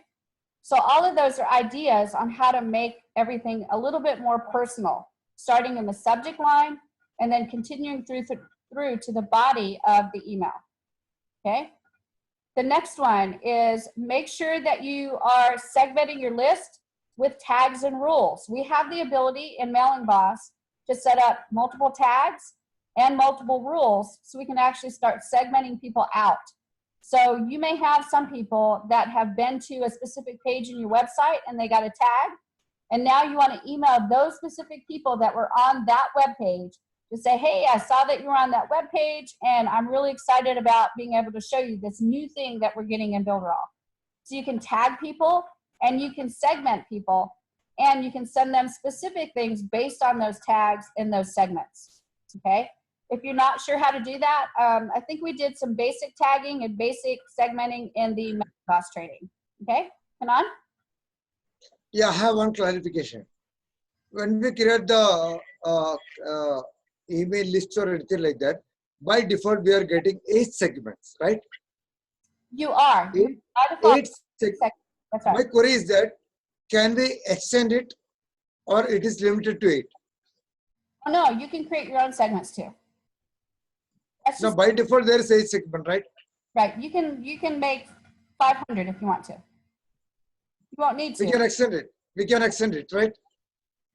Well, you can, a segment is something that you can create that identifies just a smaller portion of your email people, and you can create any segment you want to. There's rules that you can set up that create. Technically, we can extend it. We can extend it to whatever we need. Mhm. Right? Yeah. Yep. That's it. It's That is great feature. a very powerful tool. Being able to segment by tags, segment by their actions or no action. So if you're, let's say you, Well, based on reaction of the client, we can create more and more segments. yes, Right? or it may not be an action of the client. It may be their preferences, because you may actually have an opt-in form that says, I don't know, something wacky like, do you like blue or red? And then based on their choice of choosing the blue or the red, you can actually send out emails just to the people that chose blue or just to the people that chose red. Technically based on criteria. Yes, based on criteria. That's exactly right. Based on criteria of the behavior of the client. That's exactly it. So it's not necessarily based on their actions or lack of action. So what I'm asking is there only 8 or can we extend? No, there's 8 that you start with. You can have as many as you want. You can Okay. create more. Sure. Thank you. You're welcome. You can go on the segmentation. You can go with tags and rules. You can go on preferences based on what they chose. If they went to a website and they clicked a link, or if they filled out an opt-in form and they selected a specific thing in the opt-in form. You can also go with actions. Did they open a campaign? Did they click a link? Did they go to this page? Those are all actions that you can send email lists out for. Lack of action. Did they never open an email campaign? Did they never? Just one more query. Anyway, we are tracking the Facebook pixels with our all the tags. Can we incorporate the Facebook pixel No. with this email campaign? Any hope? No, we cannot. No, we cannot. No, we cannot. Okay, no problem. Okay. Just to clarify. We can also do geolocation. If we want to capture everybody from Mississippi, we can actually do that if we have that part of the information that they fill out in their opt-in form. I can set up a rule that says I want everybody to be emailed this set of emails if they live in MISS, ISS, IPPI. Yeah, I got the point. Yeah, so we can do even geolocation. So we technically we cannot insert the pixels into mailbox. No, that's it. Nope, absolutely. Okay. No problem. Okay. Once again, we can do geolocation. It is based on the information that we get from them if we put it in like an opt-in form. So if we put an opt-in form in and it says, give me your address, including city, state, and zip, right? They'll have the ability to use that information and start creating a segment based on that information. And we literally can create rules. If I want to create a rule in the system, I can say, I want to pull everybody from this list whose first name starts with the letter S. Yeah, okay. Everybody from the list who has this. Based on input, technically. Yeah. Based on input. And geolocation, you can use geolocation, but it's based on the information that they gave you. Yeah. Okay? You remember, Shelly, last time I asked you about the geolocation by doing a script into the default design, the script area. Yeah. Yes. I don't think you could do it by script. Well, you may be able to do it by script. I don't know what it could capture. The only way that I know for sure that you could do it would be putting it in that opt-in form and capturing that information, and then the segment based on a rule that you set up. Yeah, but I asked my programmer to write a script. He did, and it does not work. And he says I should ask whether they have jQuery in Builder. That I don't know. You'd have to talk to them because that's more of a programming thing. Okay. Shelley, I think some of the things is, I know you've been talking about doing like 5 to 7 emails, but generally, if you want to really build a relationship, you kind of need to do it throughout the month and consistently. Emails that are more than just 5 or 6. Right, you're absolutely right. But Davita, these are the ones that are going to go out automatically. And then the other ones that you follow up with are going to be ones that you generate like a regular email instead of a sequence email, so that you can make sure that you're keeping updated and up to the times and you've got accurate and current information. What's happening is when you set up an email sequence, I don't think you want to set up a 52 email sequence, because you may find out that one of those emails you've set up in the email sequence is way out of date, right? So you set up a beginning email sequence and get 5 to 7 emails that are going to go automatically out. And then from there, you can set up regular emails where you have updated information, updated offers, updated things in that regular email. And then when you send out that regular email, you can send it to the entire list, or you can send it to just a segment. You can do whatever you want with that regular email. And then you decide what exact date and exact time that one goes out. That's actually a really good comment, because you have to send more than 5 or 7 emails. 5 or 7 is just the beginning, right? That's to warm them up and to make sure that you're consistently there. And then after those 5 to 7 emails, you're going to follow up with other emails, maybe once a week, maybe twice a week. Don't spam them. Don't just hit them hard with emails. But those 1 to 2 a week are probably going to be regular emails, because if you have an offer, make sure that that's probably a regular email, not just an email in the sequence. Does that make sense? Is everybody with me on that? Yeah, because if you have it all automated, you'll be able to really get their attention, because you can't timestamp anything that has a timestamp. You're going to be in deep doo-doo, because that email will be old fast. So the way you're going to manage your list is you're going to have a series of emails that go out automatically in the very beginning and create a relationship with them. And then on, you're going to send regular emails, whether it's once or twice a week, or once a week, or once every month. But you're going to consistently send those emails out. And it will be easier for you to create those emails with offers, like timed offers. Right? Does that make sense, Davita? Yeah. All right. The next thing that we need to talk about, and this is a big one that I see a lot with email, is do not make false promises. There's a lot of times I've seen emails where we just talked a few minutes ago, the 5 ways to create passive income maybe. And then you get in there and take a look at the email. They don't have 5 ways to create passive income. They have 5 ways to buy more products from them, right? So don't make false promises. Make sure when you're creating your emails that whatever your subject line says it's going to have, that's what it has. And you're giving them exactly what you said you were going to give them. That is actually really, really important. And that goes back to that know, like, and trust factor, where you are trying to build a reputation with them and a relationship with them. And if you're promising to give them something and then they get into that email and it's not there, you've probably lost them for good. Right? Has that ever happened to you guys?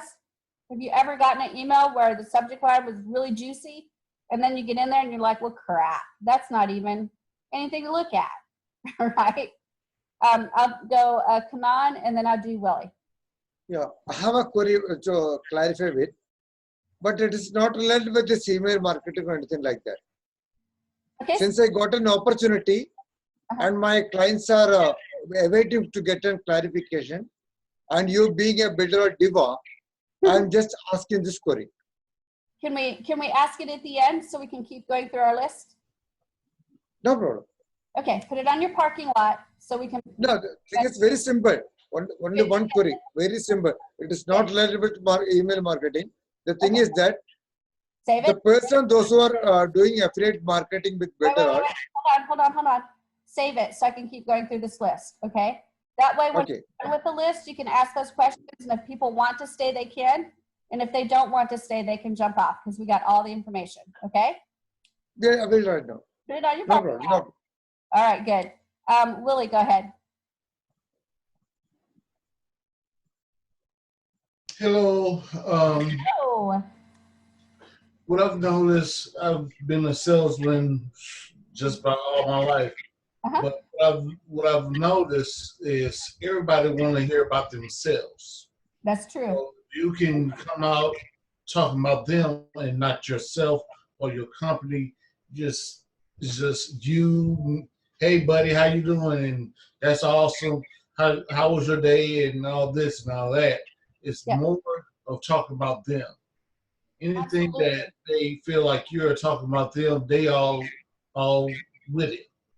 You're actually 100% correct, and that's why we went and talked about that personalization, because the more times you can say their name, you can say you and your, they love that, and I fall into that every time too. I'm predictable, I guess. If they send me an email that says, "Hey Shelly, I thought I might want to tell you ... I'm probably going to open that one every time because I'm like, "Ooh, wait, that's somebody that needs to tell me something." So that's definitely something that you need to remember is that, like Willie said, people like to hear you, your, I love what he said about, "Hey buddy." That's something that you can use, but you don't want to use that until you've had them on your list for a while. That's not a first email thing. That might be a fourth email thing, right? Because that's a little bit too familiar. You're still working on getting them into your know, like, and trust factor. But I do like exactly what Willie said. You want to be personal as much as you can. And you also want to be authentic when you're being personal. Don't just say, "Hey buddy," because it's the right thing to say. "Hey buddy," because it's comfortable for you to say it. And if it's comfortable for you to say it, then you'll say the right things after the "hey buddy." Okay? Willie, go ahead.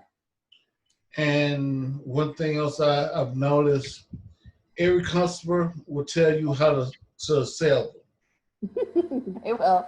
That's very true too. It's harder to do in email for sure because you're not getting that feedback necessarily, but you will get the results in the analytics. If they're opening your emails, you're doing something right.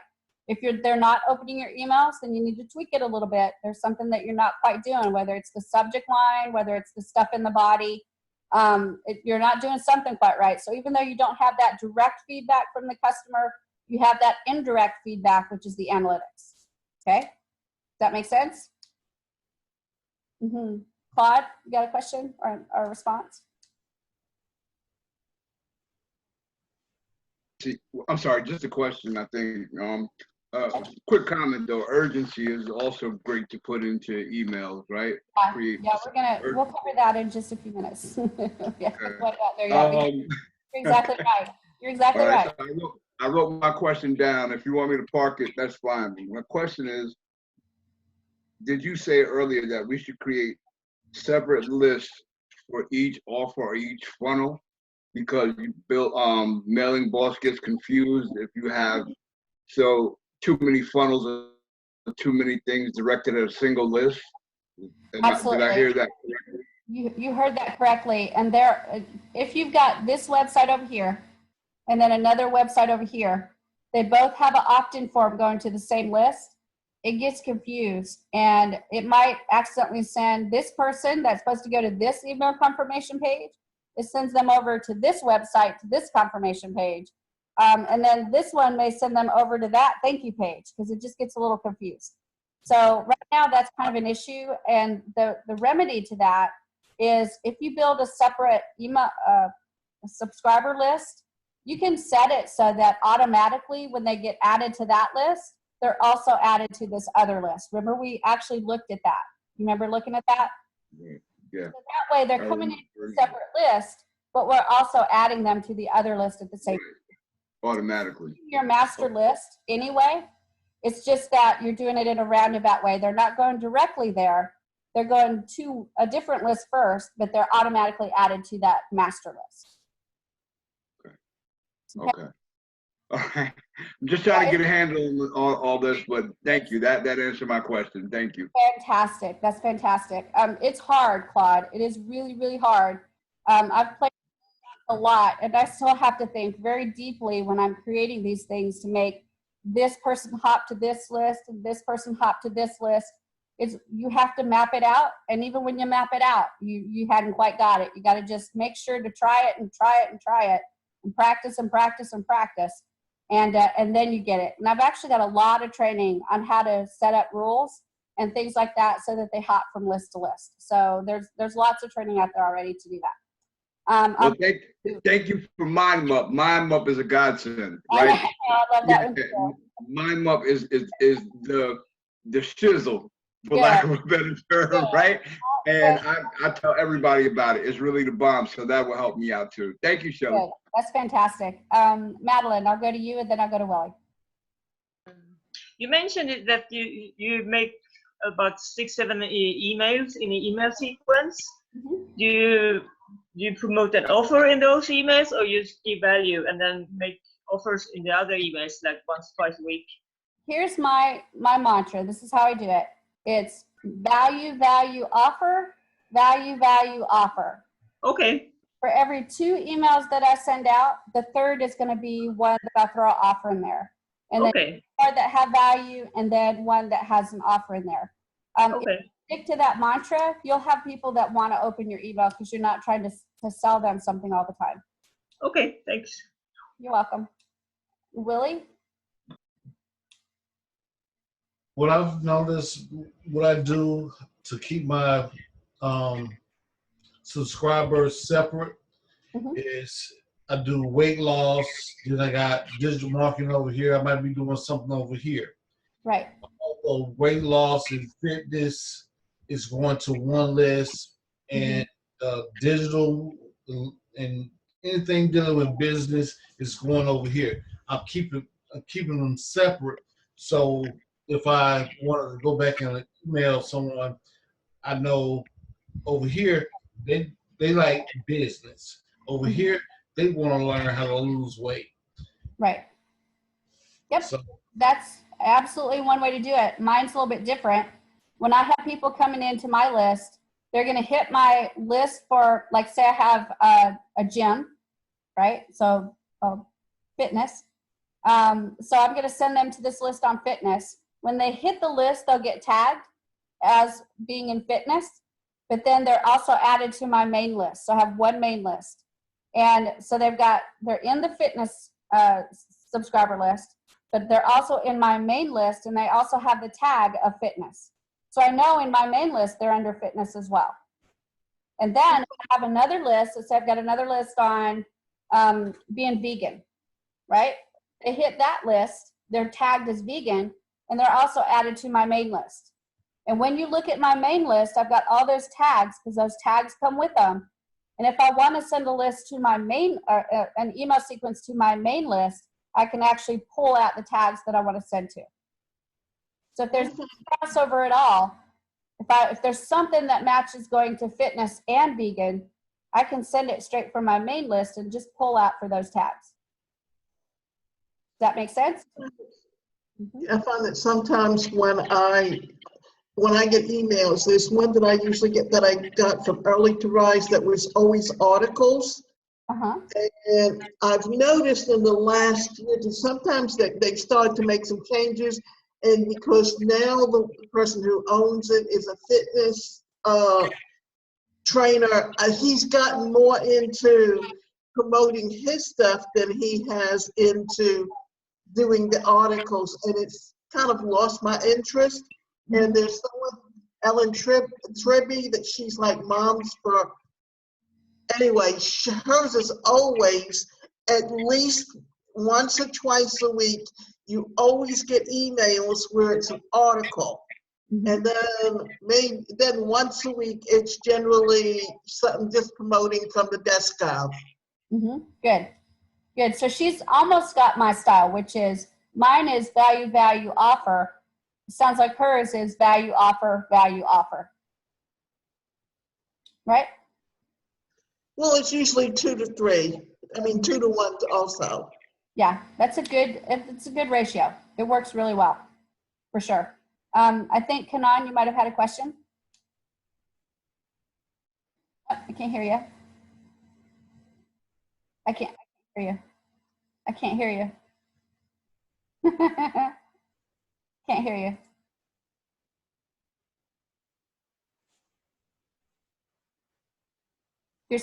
You're still muted. Yeah, we can't hear you, Kanan. We can see you talking, but we can't hear you.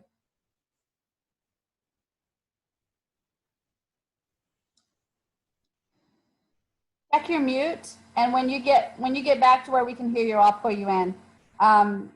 Gabriel, go ahead. Yeah, I still have a question. Oh, okay, Gabriel, let me put you on hold for a second, and I'll go to Kanan. Okay, go ahead. All right, you have the floor, Kanan. Go ahead. Yeah. The thing is that I'm having a lot of inquiries and email IDs that I'm getting leads as from Magic Funnel, right? My query is that, can I bifurcate these leads into by week or month wise or week wise, something like that in Mass Mailing Boss? Is there any options? Can you get your leads into Mailing Boss? Is that what you're asking? No, what I'm asking is that I'm using Magic Funnel for affiliate marketing, right? Mm-hmm. And I'm getting a lot of leads on that. Mm-hmm. What I want is that I want to convert these leads into by the base of week or month, something like that. Is it possible? Like, I want to bifurcate the leads from February to one segment, April to second segment, like that I want to bifurcate. Oh, I see. Yeah, all the leads are from Magic Funnel only. Yeah, that I don't think you can get because it doesn't capture that and send it to Mailing Boss for you. Yeah, it is, everything is captured in Buildron and comes as leads, and everything is captured into a single mail list. It is, yes. But when it's sent to Mailing Boss, it's sent to Mailing Boss. It has their name and their email. It doesn't pull out their the date, like the month that they joined. So if you wanted that information, you'd have to download through a CSV file that information and then update manually the people in Mailing Boss with the month that they joined. That would be a lot of work. Got it. You can set it up in Zapier. It's still. No, I want technically exactly. I want January who are joined, February who are there. For them, I want to send separate emails. Yeah. That is my segment.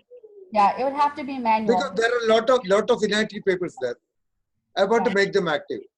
Yep, it would have to be manual, Kanan. There's no way that I know of to do that in the system. I can make mine. If you have any options, if you tell me, I can do it. Yeah, you just create the field, right? If you can create the field for first name and email, you can create a month that they joined. So you can put in the month that they joined manually, and then once you put the in and fill out the information, they're ready to go. No, technically what happens is that at present there's a lot of leads on that. I can only export. I have option only to export. So how I can bifurcate them into month-wise? Yeah, that's what I'm asking. And that's what I'm saying. You have to listen very carefully. Okay. Sure. Very carefully. You can create the field inside of Mailing Boss for your list.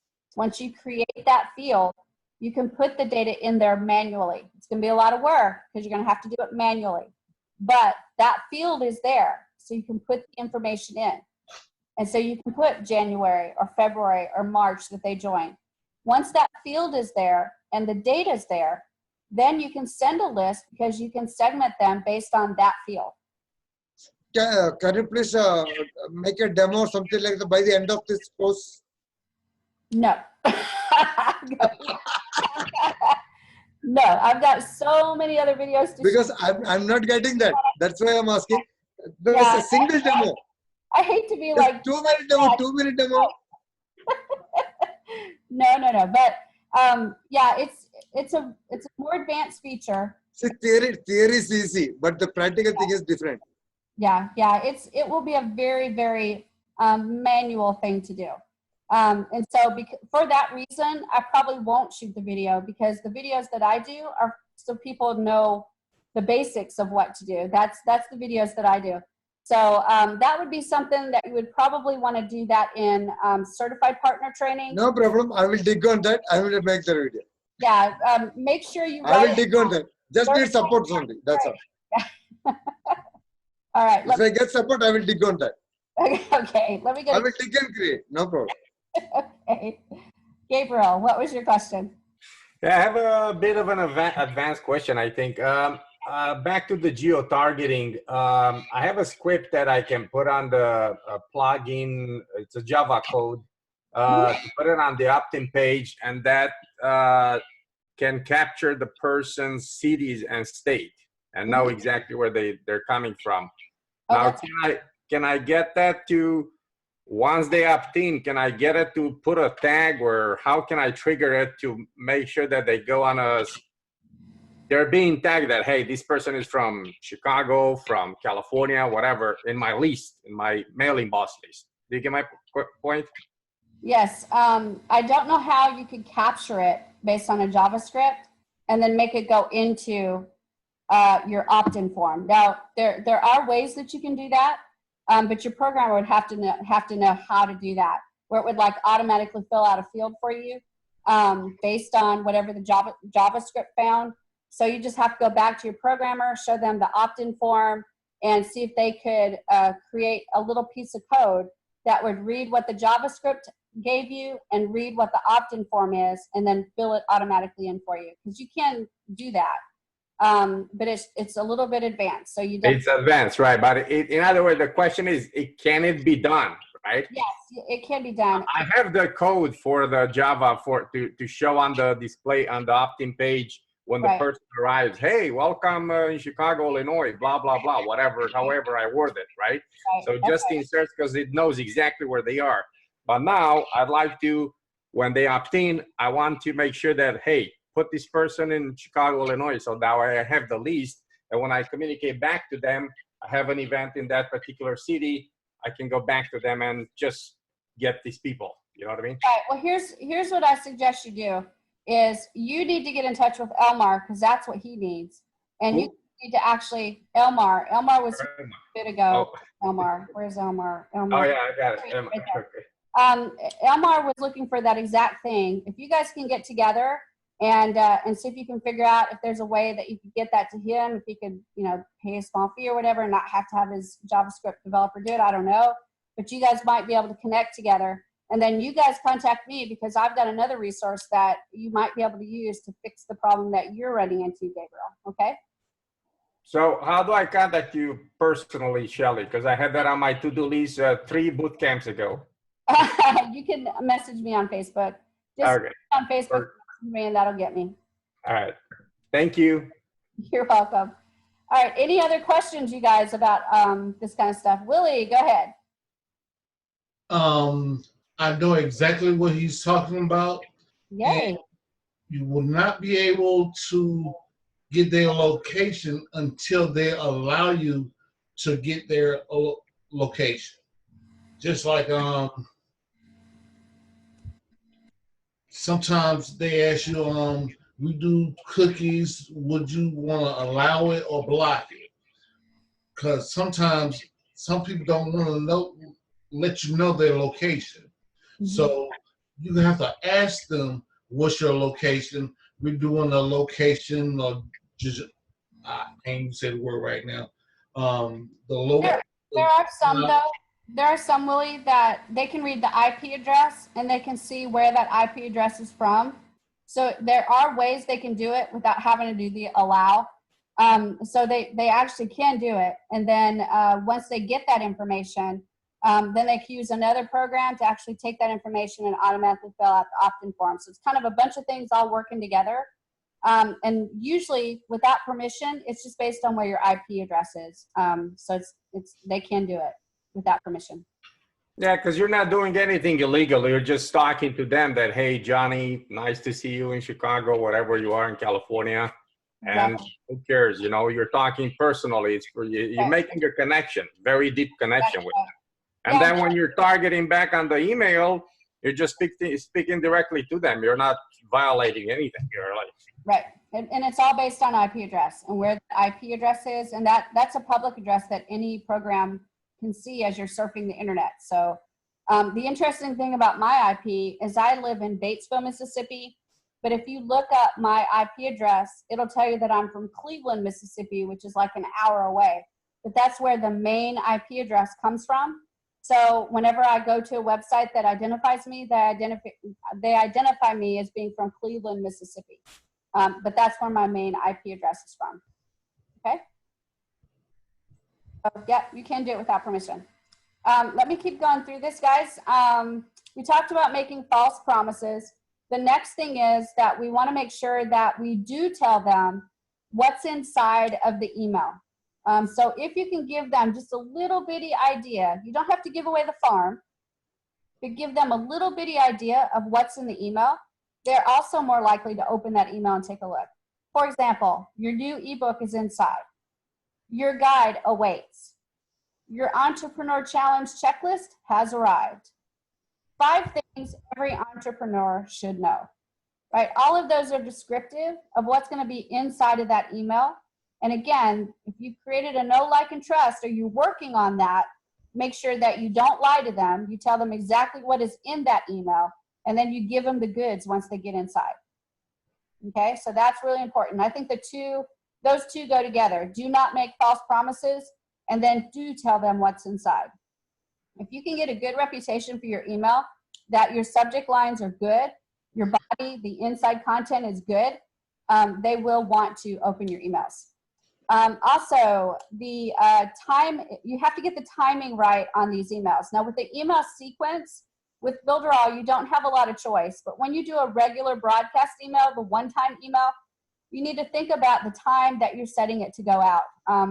It's on Mailing Boss, it's your time, whatever you set for your profile. So my profile is Central Standard Time. So I need to think about when I send that out, what time is going to be a good time to send out an email. And because I'm global, that's actually way harder than it sounds, right? Way, way harder, because Elmar is in Tenerife and his dinner time is not going to be the same as my dinner time.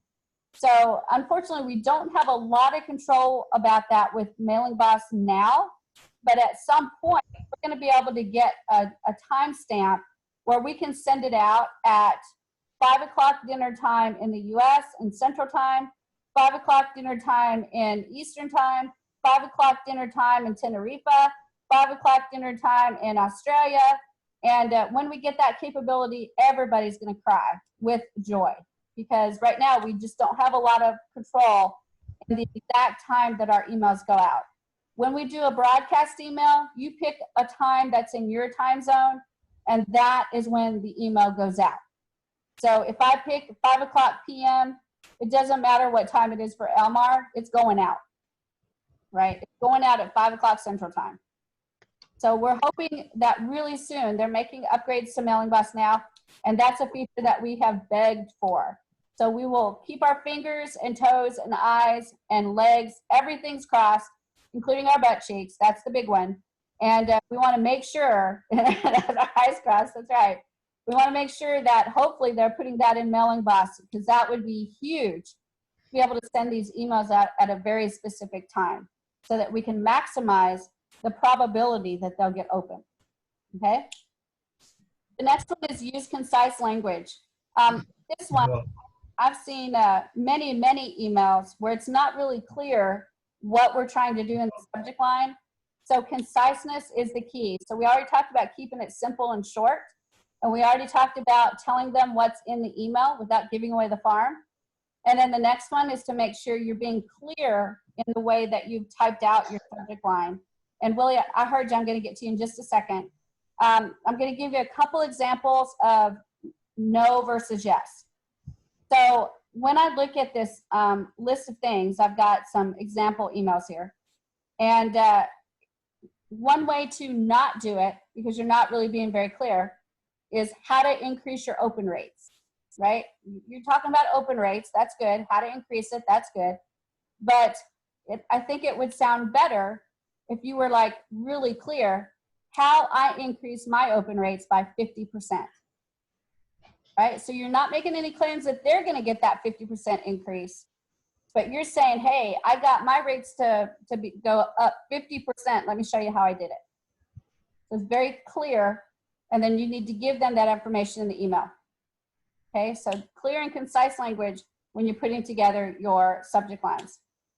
And then another way to get their attention is to start with action-oriented words. So instead of saying something like local Ole Miss sports legend meal, so you're just saying, hey, there's a meal coming up and there's going to be a local sports legend there.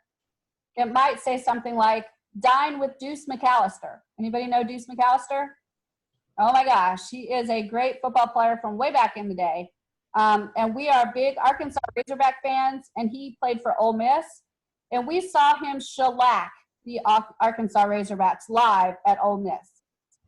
So yeah, I would definitely respond if it said dine with Deuce McAllister, because I would want to be there and just like beat him up for beating the Arkansas Razorbacks so bad. But yeah, you can see the difference. Local Ole Miss sports legend meal or dine with Deuce McAllister, right? We're short, sweet, to the point. I've got another one. Website class offered at the local library. That's pretty good, right? Or build a website with Shelly. Right? They might be saying, who's Shelly? I may need to check that one out. Right? So a little bit different. And then what Claude said a little while ago, he said, create a sense of importance and urgency. So you want to communicate urgency or scarcity, but it has to really be urgent and it has to really be scarce. We all know that these guys use urgency and scarcity every day. And the problem is that they've cried wolf so many times, nobody believes them anymore. Right? So they say, get this now, it ends in 25 minutes. And then you look at it in 60 minutes and they've still got 525 copies left. Right? And it still says, this ends in 25 minutes. Right? So don't use it if it's not real. But it's okay to use it if it's real. So you might put something in there like, sale ends in 2 hours. That needs to be real. You can say limited time offer. Make sure you tell them in the email what the time limit is and be real about it. And then sending out a last call message, last call to purchase social media explosion. Right? So all of those create a sense of urgency, but all of those, if you use them sparingly and only when it's really true, then you're going to actually get a response because you haven't cried wolf all the time. Right? We get tired of people crying wolf all the time in marketing. So you guys set the tone for your own branding and make sure you're not crying wolf all the time, and you'll get emails open. Also, you want to make people feel special on your list. So it's okay when you send out an email to say, for our beloved customers only. That when you're like, oh, I'm beloved. You can put a subject line of my gift to you and make sure you've got a gift in there for them. You can put in there, you are invited. In fact, I just got that email for the Builderall Mansion. You are invited. How cool is that? I was like, hot diggity dog, I'm invited. Another one, a private invite just for you. Or, I love this one, I saved one copy especially for you. Right? All of those are personalized. They make the customer feel really special, and hopefully that's a subject line that will capture their attention. We talked about this one a few minutes ago, to use numbers. And even though Elmar said he doesn't really like them, there are ways you can use numbers that will actually stimulate them to open an email, as long as you're using them carefully in the subject line. So you might say something like, join 99 others for this webinar. And then inside the email, you might say, I've only got 100 spots available. I want you to be one of them. Right? So you're using numbers. 25 pages of awesomeness in this report. $10 discount for you today. Boy, that's a good one. I'd probably open that one up. If it was a company that I trusted, I would open that one up quick. And 75% of our users give our product a 5-star rating. Okay, so we're putting numbers in there, and numbers they really do attract attention for your email.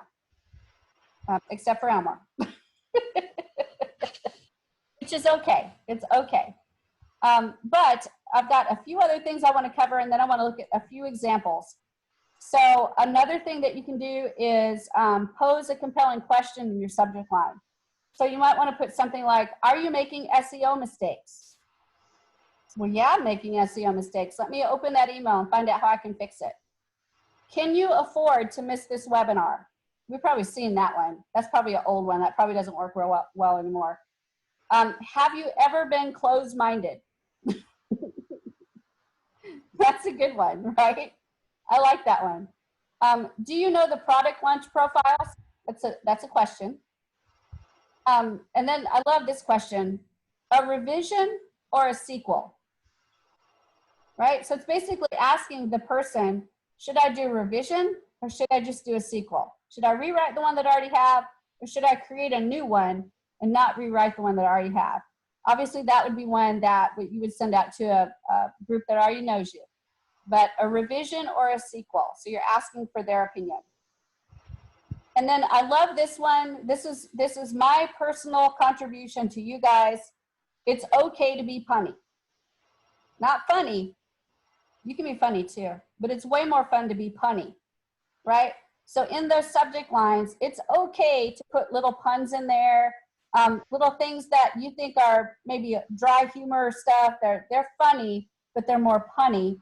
That's okay, not for every single email, but for a few of them, put your personality in there, put your flair in there, just stamp it with you.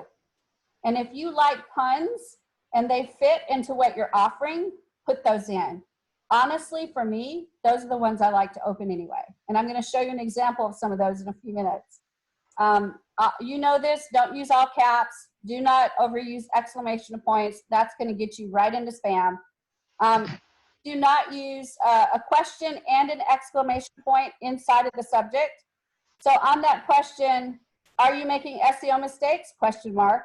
Sure you are, exclamation point. That's gonna send you right into spam. The spam filters, that's now a standard filter. If they see a question mark and an exclamation point, you're gonna go right into spam no matter what, because that's automatically considered spam. Okay, because why would you ask a question and answer it just in the subject? You're supposed to answer it in the body. And then use engaging preview text. This is another really good one. Whenever you're looking at your email list, when you're looking at all your emails, some of the providers actually have a preview of the beginning of your email. So get a good subject in there and then hit them at the beginning with something that matches your subject to give them an idea of what is the rest of the information that's in that email. And if you can nail the subject in that preview, there's a good chance you're going to get it open, right? So think about a good subject and then think about a couple of good opening lines in your email that's going to match your subject, and you'll have a good chance of getting opened by that user. Elmar, go ahead. What is your opinion regarding putting icons in the subject? I never do. I never do. In fact, I don't really icon in the message either. I love just strict text. Strict text. Email, to me, email is email, and it's about having the right subject and the right information in there. So I don't put pictures in there. I don't put anything extra in there. I just go straight text and then links if I need to. And that's how I do it. And I like that format. And I'll show you a couple reasons why. So do you guys have any questions about those subject line suggestions for you and what we kind of covered? What struck a nerve? What didn't strike a nerve? Go ahead, Arlie. Just a quick question regarding the emails we're sending. If we don't have many things to offer, so we are, in my case, resending more or less the same offer, but wording in a different way. So trying to approach because more or less I didn't really have project created. So in order to be able to give something, okay, free, fine, because I can find content and resources. But when it comes to offering the opportunity to buy something, Mhm. I haven't really created yet a product, because more or less I prefer to show the different opportunity that you have, and each time I'm offering a Builderall, but displaying just one topic. I just take one functionality and just try to explain what you can do. And each time each offer are different, because I'm taking each time a different point.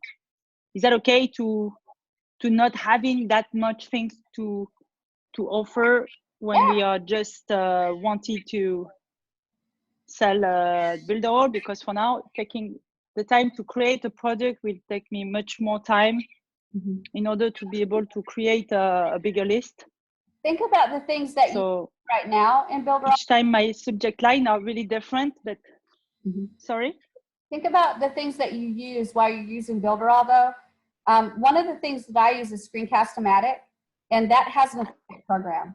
So if I'm going to promote, if I'm going to talk about maybe the features of Builderall, I might say, oh, by the way, you can look at this video, but I made this video using Screencast-O-Matic, and here's a link if you want to purchase Screencast-O-Matic.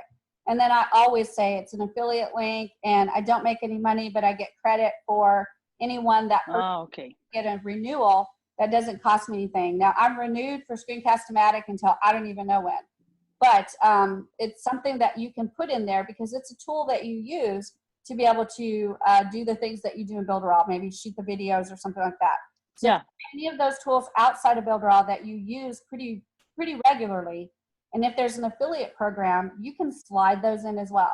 And then just say, this is an affiliate program, and I use this regularly, and it's a great complement to Builderall's tools. Exactly. So you say it, things like the things that you are sending, then you even say it into the body of the mail, email you're sending. You're not making like don't know what's going to happen in a way. Yeah, you know? Like a lot of times you'll not see mysterious like. Yeah, you'll see those affiliate links, and the marketers make you think that that's their product, right? And you're just like, wow, is this person's product, or I don't know what this is.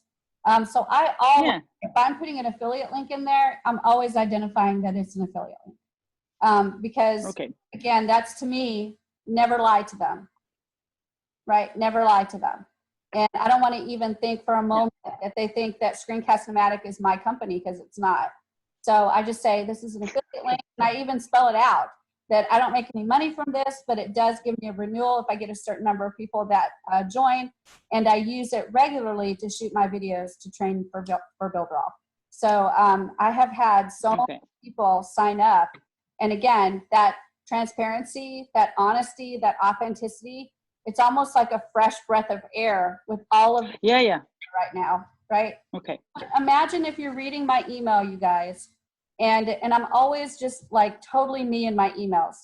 And you get to the bottom, and I'm like, by the way, if you're interested in a really good screencasting software to be able to shoot tutorials, I use Screencast-O-Matic, and I have a link for you. This is an affiliate link. I don't make any money, but I do get credits towards renewals. I would love for you to try it out, and here's the link, you know, whatever. So I identify it as a good tool. I identify that it's an affiliate link. I identify that I use it regularly.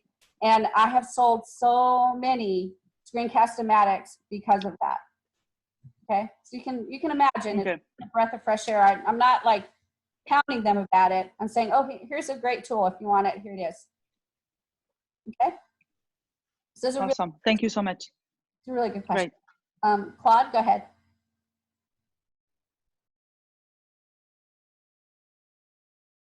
Okay.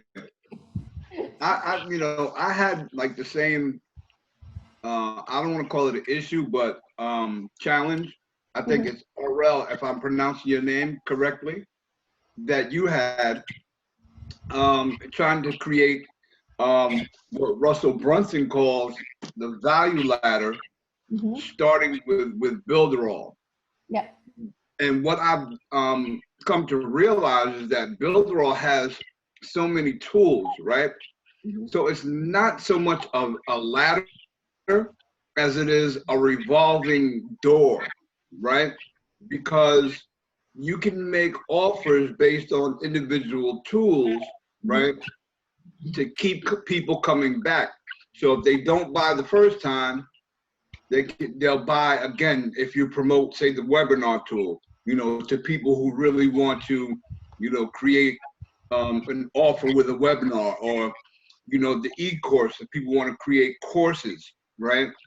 And so the challenge now is to be able, since we're talking about email, right, how to present those separate offers about one tool in an email sequence that, to me, you know, the challenge is when somebody finally bites and decides that, hey, I'm gonna buy Builderall, then to switch them off of that sequence. So you can have potentially 25, 26, I don't know how many tools Builderall has, 25, 26 different, right, if I'm not mistaken, different subjects that you can put into an email sequence, and then when they finally are finished or they finally buy, you cut them off of that sequence. And then the value ladder with things like Screencast-O-Matic or Shelly's course or Shelly's product with Social Media Explosion, different, you know,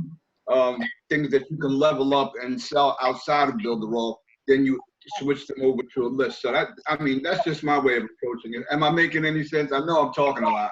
You're absolutely making sense. And I love what you said about that, because Builderall is making 27 funnels with 27 videos about all 27 products.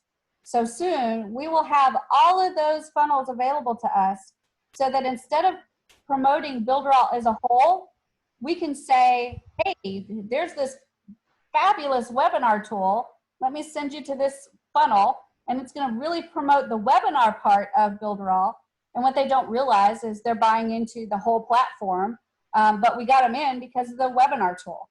So it's going to be fabulous. I've seen a couple of these already, and you guys get ready. It's going to blow your flipping mind. And you can set that up as a sequence, you know, so just as a follow-up sequence. And that's right. It is very, very exciting. Yeah, that's awesome. That's absolutely awesome. Yep. So I'm really glad you said that, Claude. I had called in. Exactly what they're doing. That sounds almost like mine already. I know, right? It's fabulous, right, Willie? I'm serious, man. But yeah, we've got a lot that's coming that's going to be really, really helpful to us. Yeah, that's eerie call. Bradley is on the phone. I know, right? I thought he was responding. I was like, "You're right, Willie." Yeah, let's take a real quick look at some of the emails that I have. I'm going to take you into the 160,000 emails, and we're going to go through every single one of them and look at their subject lines. I'm just kidding. We're going to go through a few, and we'll identify. You guys can tell me what you think, if it's a good subject line, a bad subject line, and why you think that. So I'm going to share my screen, and we'll see if we can't go to my email. So here we go over here, and let's see if I've got it open already. I think I do. There we go. This is Yahoo. This is my email address. It's kind of like it's not really a throwaway email address, but I do get a heck of a lot of junk mail here. And you can see real quickly that I have Visa from Credit One, so that's obviously not anything I'm going to look at. LifeLock, auto insurance, none of those I'm going to look at. So I'm scrolling down, and I'm just kind of taking a look. There's Fidelity Life, Obamacare, and then here's one that this is one of my favorite guys. His name is Cam Jennings, and it says, "Can I share something with you?" And so if I click on that, can I share something with you? So I was asking a question. I want you to see that the only fluff that he has in there is this particular banner.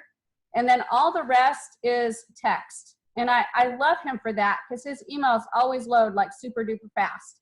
And if I go back up to the top, he just is having a conversation, right? And he says, can I share something with you? I've talked to several people about my 90-day continuity workshop, and they always seem really excited about it. They're always excited about the blah, blah, blah. It actually has members in it paying them a monthly recurring payment. I don't blame them. I mean, if you put 100 people in a $100 a month membership program, that's $10,000 a month. Or could you put 1,000 people in a $10 program and that's $10,000 a month? So you can see he's giving you information. He's giving you value. He's helping you to think it through. He's walking you through.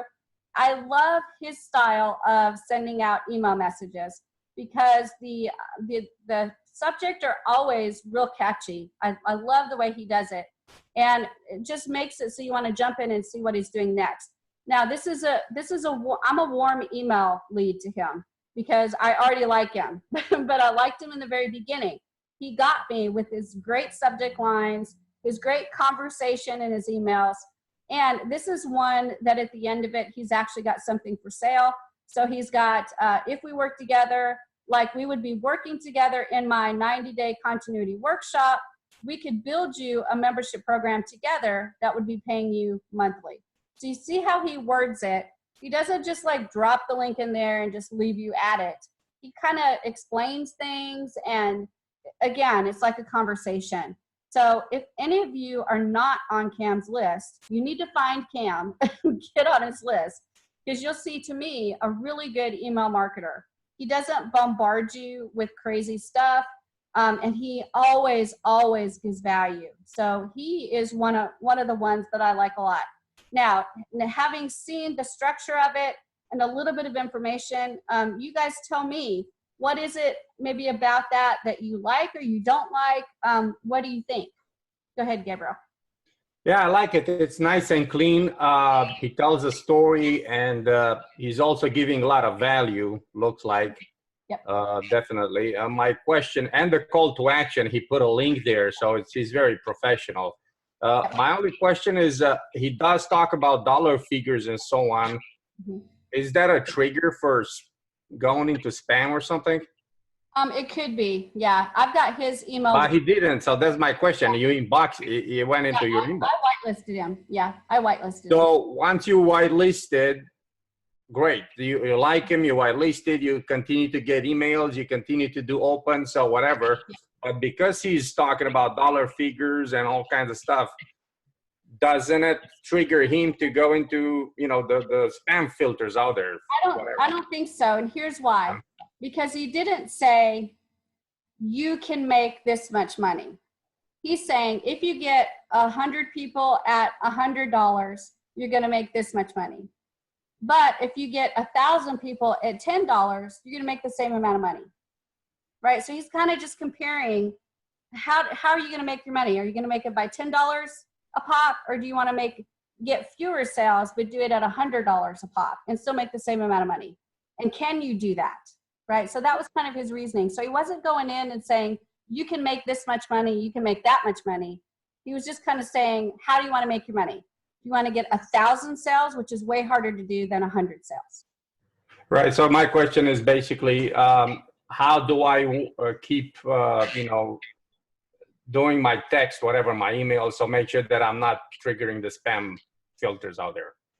You just have to constantly watch. I don't know if I've added the spam stuff yet. I can't remember if I have or not, but I'll add that today.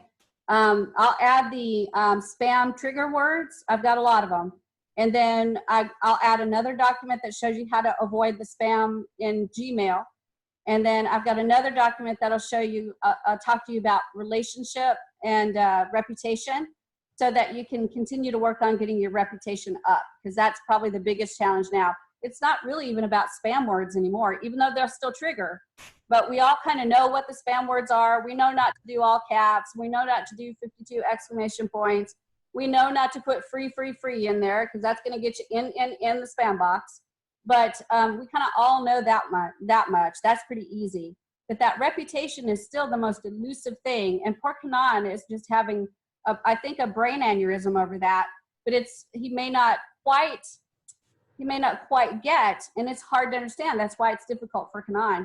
It's hard to understand that it's not always necessarily about the spam words, and it's not always necessarily that Mailing Boss, is blacklisted, which it's not. It's not blacklisted on any of the IPs right now, and all of the security records are there.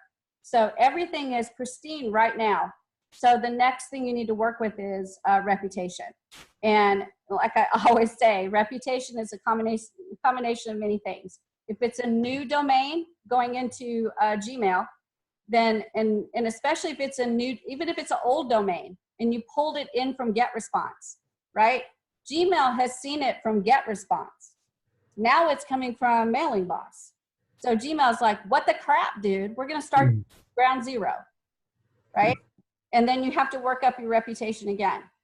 So it's all a process that you have to go through to condition that list to make sure you're getting open rates, to make sure you're getting click rates, to make sure that you don't have those spam words in there. It's a combination of all those things to help you get into the inbox.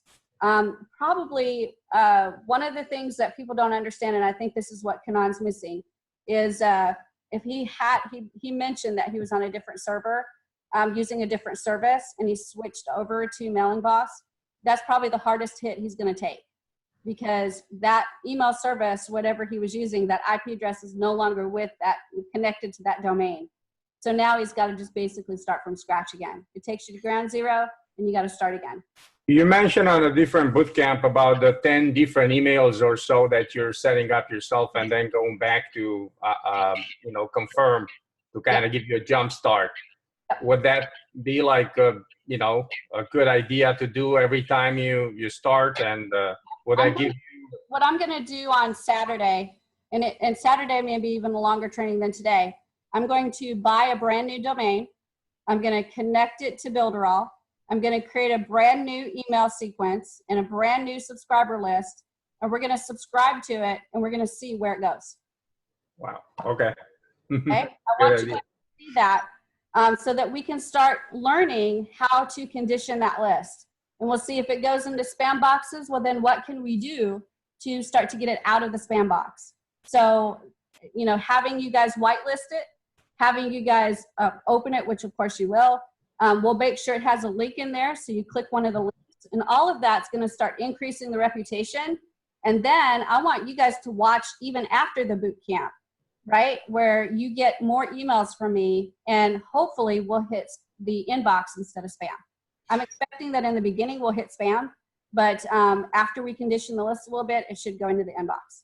Yeah, I opted in earlier on the new form that you did, and then I confirmed everything. So I inbox. It came into all the 5 emails. I got all of them. That's great. Inbox, so it worked perfectly. That's Builderall Diva. So I've conditioned that one. Yeah, that's a conditioned email address. Should be hitting the inbox. Laptop Diva, right, Shelly? Oh, the Laptop Diva. Yeah, that one too. Yeah, I've conditioned that one too. So that one. And before I forget, I did not see, normally I see the Builderall Bootcamp, you're streaming there.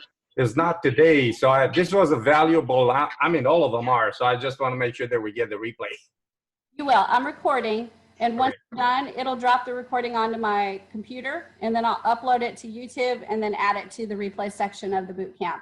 So Thank you. it takes a while because we're going longer. I'm sorry that it was a little bit longer today, you guys. But I want to make sure you really get this stuff, because I don't want you frustrated like poor Kanan. I think he's frustrated, and I get it. I really get it. So I want you guys, every one of you guys, to know some of the tips and tricks. And I think Saturday is going to be eye-opening to watch me go through the entire process of setting it up, and then watch to see if it goes into spam. And if it does, what can we do to increase that reputation and make it go into the inbox? Okay, so I'm literally going to buy a brand spanking new domain to do that. All right? Great. Thank you. Good. All right, let me go through a couple more emails because I want to show you just a couple more things. I don't want to drag you out too long. But let me go back to my inbox. And scrolling down, I've got, I don't know who this person is. Let's see. Hold on, let me scroll up a little bit. My poor mouse is giving me trouble here. See, Billy Dar, I get emails from Billy Dar all the time. And his I do not like. I actually do not like. But I keep him because I like to see what not to do. And so he starts this one off, it was a nightmare. And let's go ahead and look and see what it says on the inside.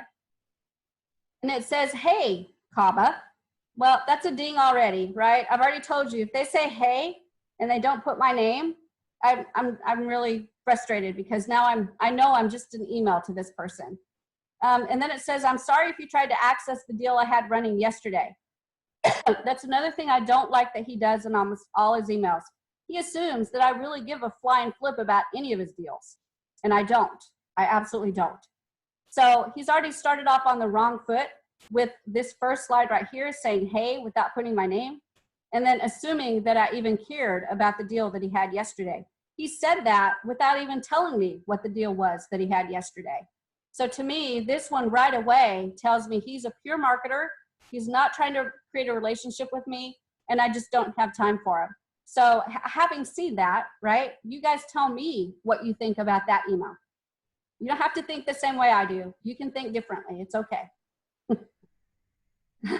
King George says no.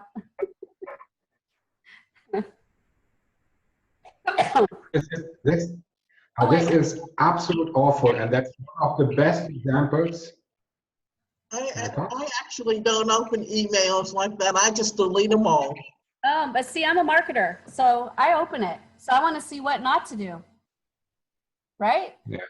That was one of the best examples you could show about how not to do it. Yeah, that is really absolute awful. That is so clear that he is lying to you into your face and smiling at you, yeah, and about you. Yep, I totally agree, Amar. And Billy Darr is one of the worst marketers, but best marketers, right? He markets really well, but his methods are not what I would say I would ever use. But maybe there is a group of people, and maybe a quite big group, which is, sorry to say that, that's stupid, that they really say, oh, cool, yeah? And maybe there is a certain group who flies on that and takes it. Here in Atlanta, the Braves and That's absolutely true. I think that you hit the nail on the head, that when people fall for it and they go ahead and say, oh, wow, he's got this great product and I should have looked at that deal yesterday, right? But the marketer person in me says, dude, I don't even care what your deal is, especially if you're not exactly. what your deal is, right? So yeah, I think it's bad. By the way, when you go back to your email list and a little bit back up, there you saw such an icon. It was followed by Instagram. Yeah, a so green icon. Yeah, that instantly drops into your eyes. You know. Yeah. Yeah. Yeah, I right here. You see that save night? So that is what I mean. Such icons, wouldn't you put them in? Because that really jumps out. I think for me, no. But I'm really a text purist. But for other people, yes. I don't see anything wrong with it as long as you have a good, strong subject line behind it. And this is a pretty good subject line. It says save $97 now and get access to 18 legends. I might change the wording up on the get access to 18 legends because it's not really clear who the legends are. Are they legends of rock and roll? Are they legends of the chefs on Food Network? Who knows what the legends are? So I might get a little bit clearer on 18 legends, but the check mark is absolutely fine. It's an absolutely fine thing to do. You can see that he also has a little bit of prettiness in his emails. So he's going to be the type, I think, that would use that check mark because you can see his emails are very pretty. He's done a good job. It looks like he's from ClickFunnels. Yeah. So yeah, absolutely. I think it's not a bad thing at all, as long as you've got a good, strong subject line in there. And then you've got a good body to go with it. So yeah, absolutely, you could use them. And then the previous one that you showed us with Billy Darr, his email that he sent it from, it's a turnoff. It says pay Billy Darr or something like that. Oh yeah, I didn't even look at that. It's totally a turnoff, you know, pay him. It's like. Let's take a look and see, because that's great. All right, there's his email. Let's click on it. Look at it, pay Billy Darr. Pay Billy Darr. Yeah, so what that would give the whole idea that he's just doing this to get money out of you. He wants no relationship whatsoever, right? Yep. Yeah, I'm glad you caught that, Gabriel, and Elmar too. You guys both just nailed it as far as Billy Darr. And again, I keep him on my list because he is such a good indicator to me of exactly what not to do if you're trying to create that know, like, and trust factor. And you know what? I don't trust him, not even a little bit. I wouldn't trust him to take care of my pet frog. So that is a definite, right? And then going down here some more, there's another one. Let's see. Oh, this one right here. Oops, right there. Stefan Ciancio, maybe Ciancio. It says, last chance. You own 50K per month without a product. Okay, so we'll click in there and take a look. And it says, hey, it's Stefan. So already they didn't call me by name. So I'm like, well, this guy doesn't know me. Today's the day. Watch the replay. Blah, blah, blah, blah, blah. How did he do that? The value that John shares. He's giving me no value. He's just telling me, go here, go do this. I'm the expert. Go do this. And oh my gosh, you're going to make 50,000 per month. So again, I think this is just not well done to not only to get your attention, but to create that relationship. I've gotten a lot of things from him too. Do you feel like he knows you and that he wants to create a relationship with you? No. I bet you. Sometimes I don't even open his emails. Right, and I bet you when you get an email from me, if any of you guys are getting any of my emails, you will see, wow, Shelly has my name in there, and Shelly's just talking like if we were on the webinar together, right? I'm very personal. I'm very, I tell a story. I've taken so much of what I do from Pat Flynn and Cam Jennings. Those are my two favorite email marketers, and I emulate them in just about everything I do with email. And hopefully what I'm creating is a relationship with the people that get my email. So Davida did not like that email. She gets other ones from him. Any other input on that Stefan guy? Did you like him? Don't like him? We're doing the. How did you inbox him? Because he's got a question mark in the subject line. Also, he's talking about $50,000 a month in the subject line. I have no idea how he got into. He must have got a good reputation a good enough reputation on that email that the question mark didn't hit him bad. The question mark's not going to do it. It's question mark and exclamation point together that will automatically get you taken out. And then the money claims should have gotten him into spam. That $50/MO should have got him right into spam. So I'm not sure how he's not getting into spam, because I definitely did not whitelist him. So he's sneaky. Maybe we need to all call him and see if he'll tell us how he did it. You think he'll answer? All right, let's look at one more. I could do this all day with you guys because this part is fun. Let's see. I have so much here. Oh my gosh. Interesting would be one from Zapier, because Zapier should be very, very professional. And when you scroll down, I just saw something from Zapier. Yeah, I think it was telling me, yeah, it's alert.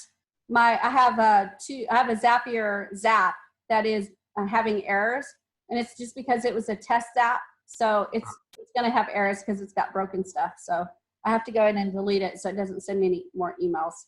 But yeah, usually the ones I get from Zapier are actually very, very professional. So absolutely.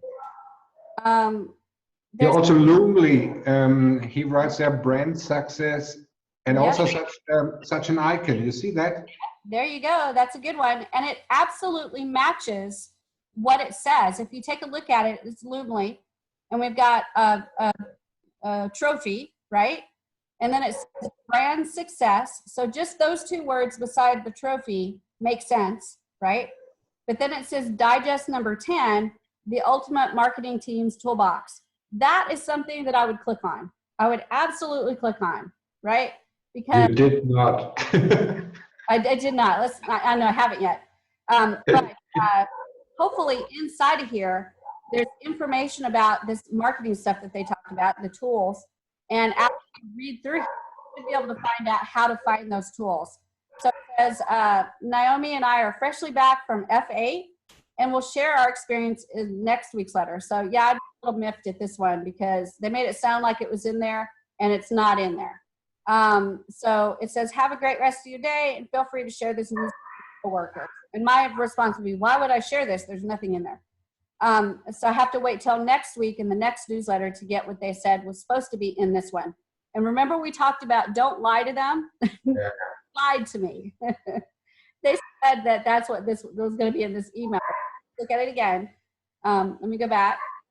And it says Brand Success Digest number 10, the ultimate marketing team's toolbox.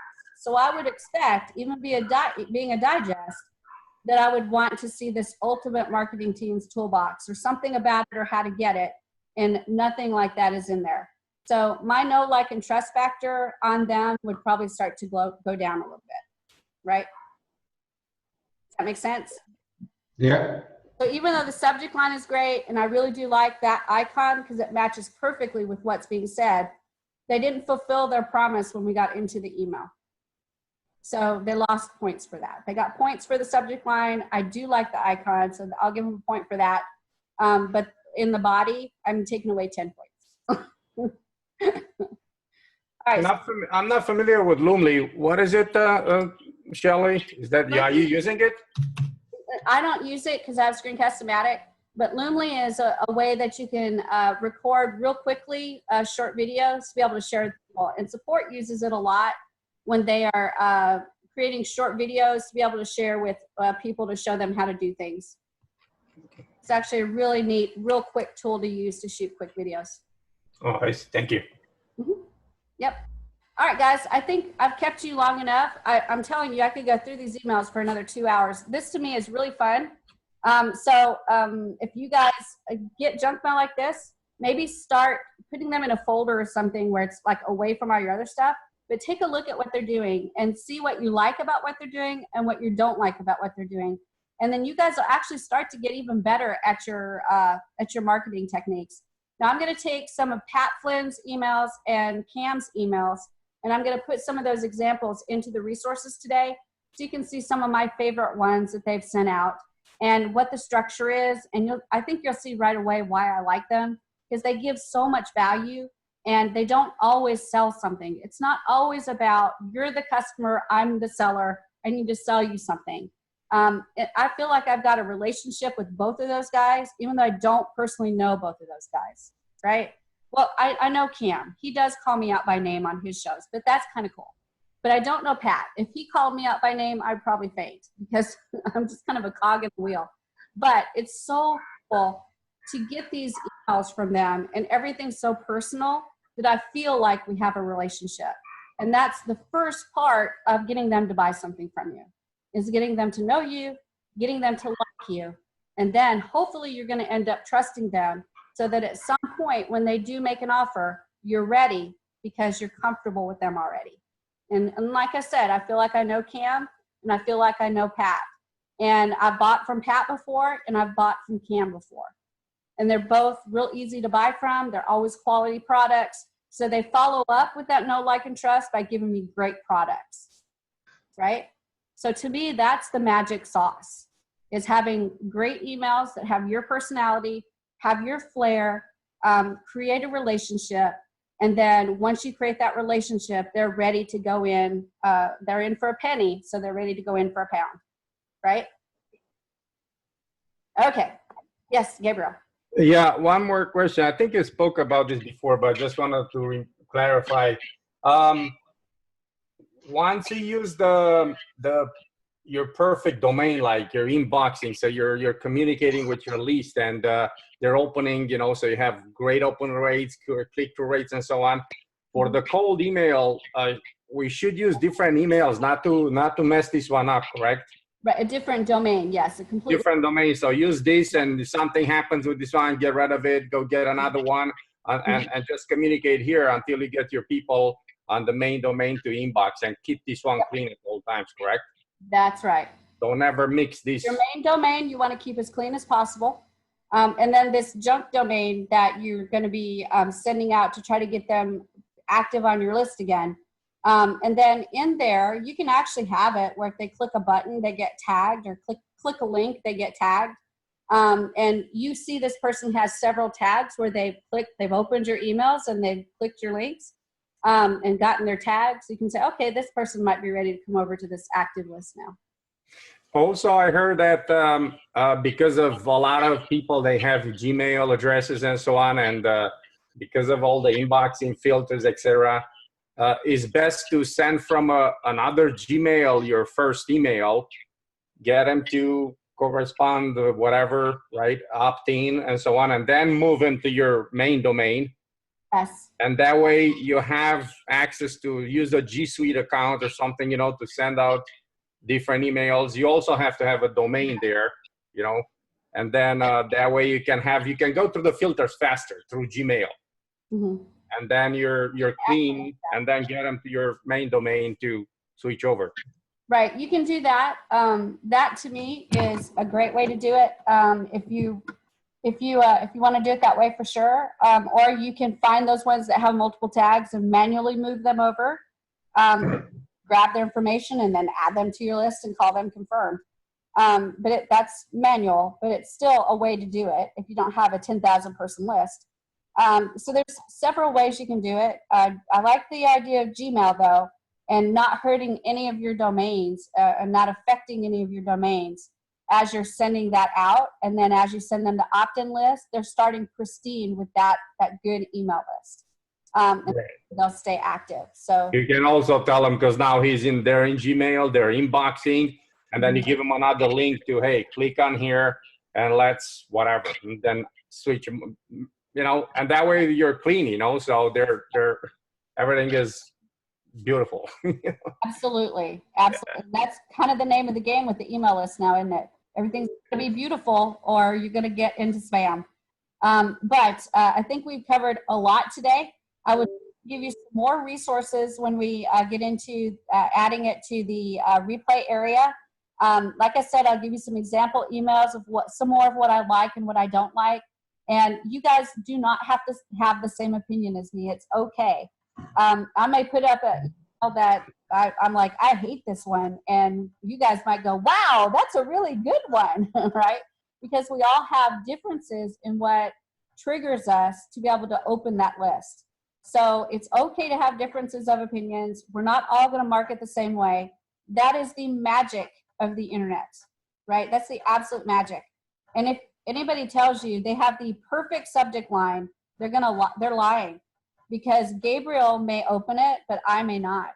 And Elmar may look at it and go, that person that wrote that email is on drugs, I'm sure of it, right? So everybody has different preferences, and there is no perfect subject line, but there are ways to make your subject line do well, especially for the niche that you're in and the people that your tribe that you're building, right? I don't really call it a tribe very much, but it is like the tribe that you're building. When you resonate with them, and it's because you've got your personality and your flair in there, you can't deny that if you're writing the emails, you're creating the website, you're doing the content, you can't really deny your flair. You can't deny your personality. And that's going to be part of what attracts people to you as well, right? It's either going to repel them or attract them. And that's just kind of the long and short of it. My personality repels some people because I have way too much fun. And then it attracts some people. And that's okay. We all are going to have that. And we take the people that are attracted to what we do and we create those relationships so that we can give them value, and then give them an offer. And hopefully by the time we throw an offer at them, they're ready for it because we're starting to develop that know, like, and trust factor. Okay. And email is a part of that. Okay. I started to grow. I used to be I repented of all this buy. Now I'm a totally different mindset, Shelly. It's value. By the time you give them so much value, they're like, dude, sell me something. I want something to buy from you. You know what I mean? Yep, so that's exactly you give them like that, then they're gonna be like, okay, man, Gabe, and then you give them a $49.90 only. They're gonna be like, what? That's exactly it. It's exactly it. You're gonna rise above all those people that are saying buy.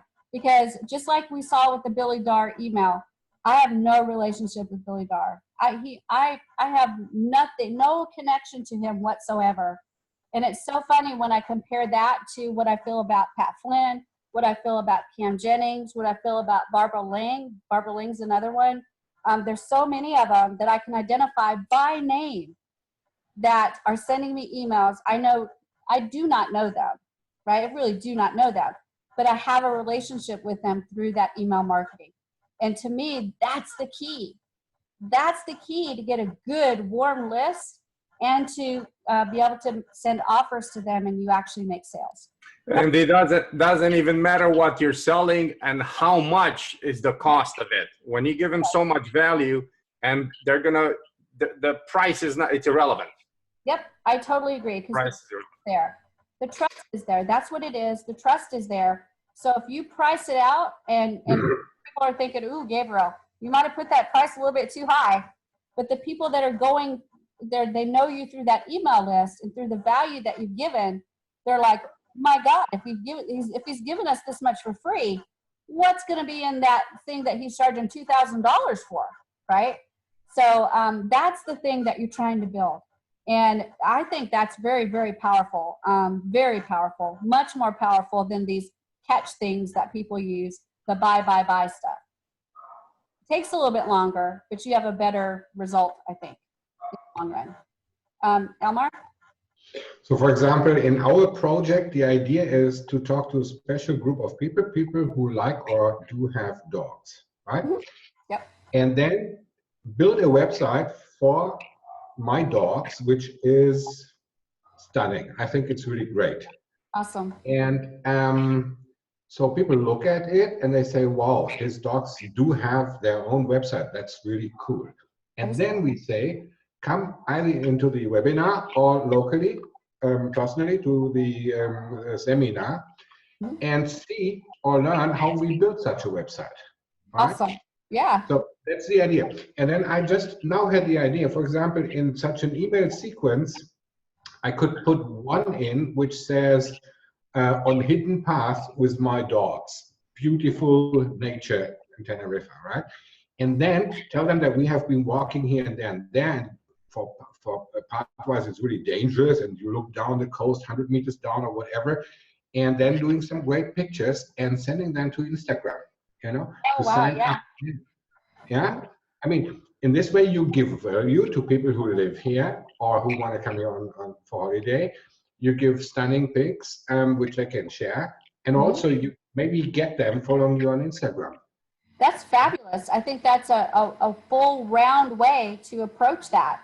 And those images that you're creating, you know, as they look at those images and they get more involved in what you're doing, you're creating a relationship with them. Yes, that's what I mean. Yeah. Yep, that relationship is going to be very, very powerful. So I think that you're on to a really good direction, a really good direction. Thank you. Thanks to Tommy Tomato and Tia Tara. That's a great idea. I like that, Elmar. That's really cool, man. Really cool. I mean, maybe you want to have a look on the website. I will put it into the chat, and you can say whether you like it. That would be fabulous. And also open it on the desktop and on the mobile phone, because it's completely different. Awesome. I love that part about Builderall too, that we can have a completely different mobile than we can a desktop. It doesn't have to be the same. And that is very important, because when I'm on my mobile phone and looking on a website, you know, I want them to come to the point, and I don't want them, I hate it when I have to scroll down years and years and years, you know, to come to the end. Yep, so yep. I agree. What I love with Builderall is you really can do a complete different content on desktop and mobile version. For example, on my website, I have a picture, and into the picture, I put 2 text fields where Tommy talks to Tara. So one dog talks to the other dog, yeah? And on the mobile phone, I cannot do that, because the picture, of course, in the vertical format, the mobile, you have it, yeah? And you have there a picture in a horizontal format, then it's too small to put 2 text fields inside. So what I did, I clicked on the I button to hide them, yeah, and then I created new text field with this way when it is running, a running text, you know what I mean? Yeah. And then it is also 3 lines, but it is in 1 line because it's running through, and then the next line shows up, and the next line. Yeah. And the other block answers. I mean, you can check that out. I will put that for you into the chat, and maybe. Awesome. We will check it out. I will definitely check it out because I love looking at those. It's not completely done yet, but by 80%. Awesome. Hadassah. Okay. Yes, hi, can you hear me okay? Yeah, we can hear you. Just a question. Everybody, talks about value, giving value. And of course, we all get that. That's very important to put on our advertisement.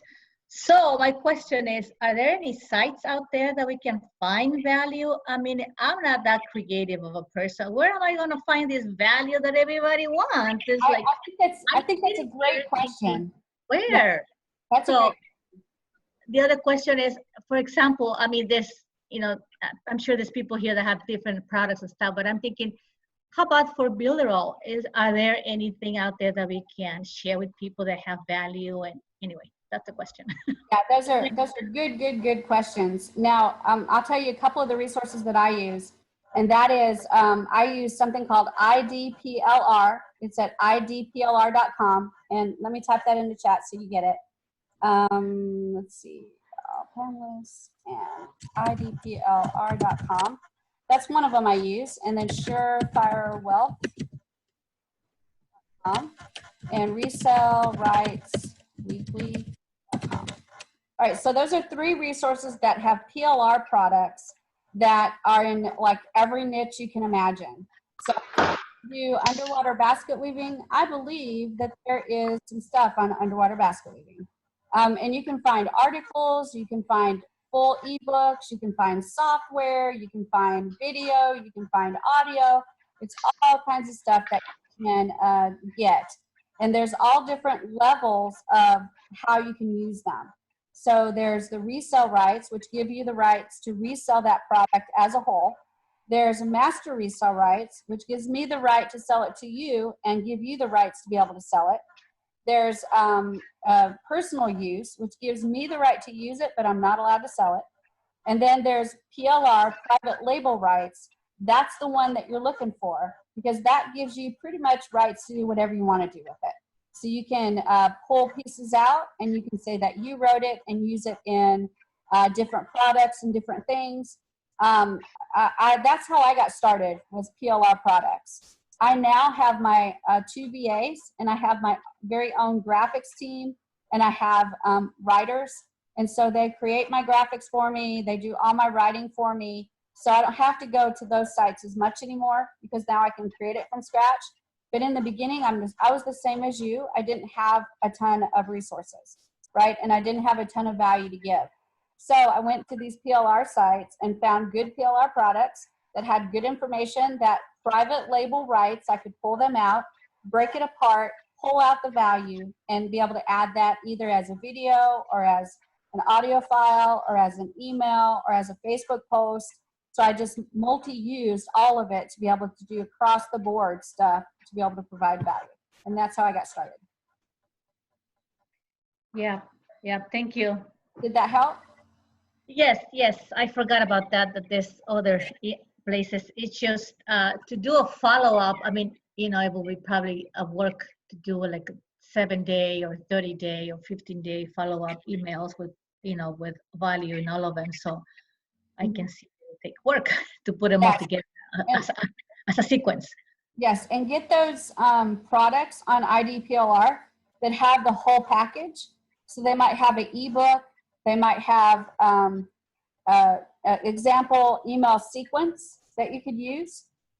There's really good products that have all of that in there. So they have all the graphics, emails that you want to use, the books, the checklist, there's so much in those products sometimes. And okay, they'll have an email sequence in. And even if the product is not necessarily exactly your niche, if it's close, you can take those emails and adjust them. Yeah. Just with a little, it's just enough to get you started that you could actually adjust the emails and use it for something different. Okay? Thank you.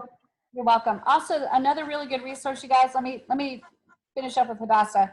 Another good resource is the builderall.com website. There's so much information on that page, right? If you scroll down, it's like scroll. It's just like Elmar was talking about a minute ago with cell phone. It's like scroll. There's so much information on that page. You can take that information and take blocks of it and pull it out, reword it a little bit, and shazam, you've got some value there. Yeah, that's true. Yeah, I've seen that too. Yeah, I got some ideas looking at the website. Yes. Yep. And then there's also the elements.builderall.com, and that has 2 different email sequences in there. One of the sequences is very money oriented, so it's probably not a good usable one anymore. Bless you, Davida. Bless you, Davida. A sequence of sneezes. I know, right? She's allergic to emails, I think. But the second sequence is actually a little bit better. But really, either one of them, you can pull them and look at how they're written, learn from them. And then the best resource, Hadassah, is honest to goodness, look at your junk mail and see what people are writing about. And you can get so many ideas, even from Billy Darr. Just see what he's writing about, and you're just like, oh man, I could have said that like 10 times better, and do it, right? And that way you've got some ideas coming right from your junk mail. I get so many ideas from my junk mail. If I get the time to actually get to sit down and look at it, it's amazing what I can come up with based on all the things that I think they did poorly sending their emails to me. Okay, great ideas. Thank you so much. You're welcome so much. Shelley, have you done a training or a boot camp, or are you going to in the future boot camps, going to do a training on the script generator and the apps? I'm not sure if I have a boot camp on that one scheduled or not. I don't think that's on the list, but I can put it on. Or are you going to use it to incorporate it in one of the boot camps, showing that tool, or because it's a lot of that tool? I think it does wonders. I just looked at it and I'm like, man, this is awesome. It's so good, and that's another good point, Gabriel. Our script generator, Hadassah, has phenomenal content that'll, even if you don't use it exactly, it's going to tell you so much about how to word things and how to say things based on a specific avatar. So that's another one that you can go through and check out. And what I did, you guys, is I went through the entire script generator and put just one word in there, like duh, D-U-H, D-U-H, D-U-H, D-U-H, D-U-H, D-U-H. So that's everything I did for the entire script generator is duh. And then I ran it, and then ran like the email. And what it does is it takes the duh and it shows you exactly where it's going to put all the information. So it actually still gives you content without giving you like what the customer wants to hear. So you can actually still go through and get really neat information without having to do all that customer avatar stuff. So try. Great. Yeah, because it's like, I think that's a tool that we can even use to create our own email follow-up sequences and stuff. Absolutely, yes. Oh, yeah. All kinds of emails. It does. Do you want a long email? Do you want a short email? Do you want a first-time email? Do you want a welcome email? Do you want an email series? Do you want this email or that email? When you go to the email area, it's got a bunch of stuff listed, and then you click that, and then it lists some more, and then you finally click and you get one that's actually where it gives you content. It's just so much there, and it will give you fabulous ideas on what to do. So yeah, Gabriel, you're exactly right. I totally didn't even think about the script generator. Thank you. Just I love Builderall. The more I get trained by you, Diva, I can't sleep at night. I wake up every night like 3 o'clock in the morning and I'm thinking business. I'm just like, oh my God, I'm just jacked. I messed with your sleep schedule. But it's good stress. It's good stress. It's not bad. And I have a hard time falling asleep. I use the script generator all the time. Yeah, I love it. It is a really cool tool. I think Claude wants to say something. Yeah, I agree with Gabriel. We certainly would love, I know that I would love if you taught a class on the script generator and the avatar, like that whole section. And really, if we could really learn how to use that effectively, that would be I great. will go through it on the Fiverr gigs, the next class, because that's one of the gigs. I'm going to show you how to use the script generator to use it as a gig for Fiverr. I'm definitely going to be there. And for Hadassah, I don't know how familiar you are with PLRs. I use PLR a lot, private label rights. I use PLRdatabase.net, and you can get like tons of them for a $10 membership, right? But be careful. Whatever PLR you choose, be specific about your niche, and also be very careful that you go through every little detail, right? First, start with understanding the rights, right? Whether it's PLR, master resale rights, or just PU, personal use. You don't want to get caught out there. Shelley explained this already, right? But after you understand the licenses, right, make sure you can reuse one PLR, right, in multiple forms. I use PLRs, I rewrite them, right, and I put them in. I put posts in groups on Facebook, and I use them in email sequences to build email sequences.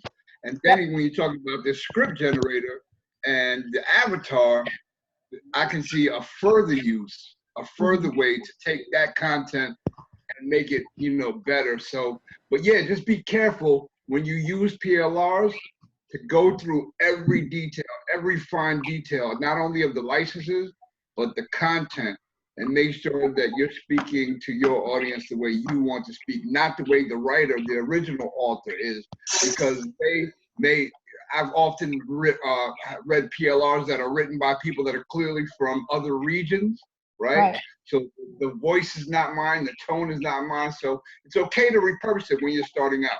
That's what we're all trying to find, right? How to provide value, right? And eventually, I'll move away from PLRs as I learn how to develop my own unique content.